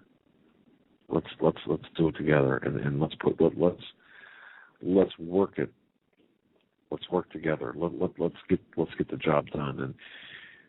And Lindsey Williams, we have to call Joe. I want to tell you that. Yeah, he's coming on here shortly. And back to what you talked about, the book we got today. I want to thank also Keith Martin, who sent this book to us. It's over. Ron Martin. Ron Martin. Yeah, our Keith Martin. We're going to have him on. And this little bookmark from the book here. Forget the political solutions. Forget the 2010 election. Socialism is already here. Race-based tyranny is next. Then the killing fields. The book is called It's Over, and it talks about, just let me read you a couple of the sections here. It goes into homosexuality, abortion, the nanny state, education, terrorism, military, slavery, white slavery, black slavery, Obama's record, his manifesto, Obama's demons, useful idiots, cap and trade, criminal suffrage, nationalizing, the final solution. I haven't read the book yet. Just the first. It's got moments right before the end of the beginning of the program. Like it's a great read. The title is 432 pages. Ron Martin is what a guy, and I'll tell you what. Look, we're all in this. I'm sorry, Joe. I interrupted and I didn't say anything. We're all in this together. Mr. Martin, thank you very much for the book. We're going to have you on, and we're going to be talking about this because there's a lot of information in there, in the note that he sent and such. It's people are waking up. People are knowing that we're facing trouble, and we have to ride that wave. Not only do we have to ride that wave, we have to help guide them in the right direction. There you go. Folks, you have a good night. We will see you here tomorrow night at the same time. God bless each and every one of you. We can't thank you enough for joining us, whether archive or live listens. We so much appreciate it. Have a great night.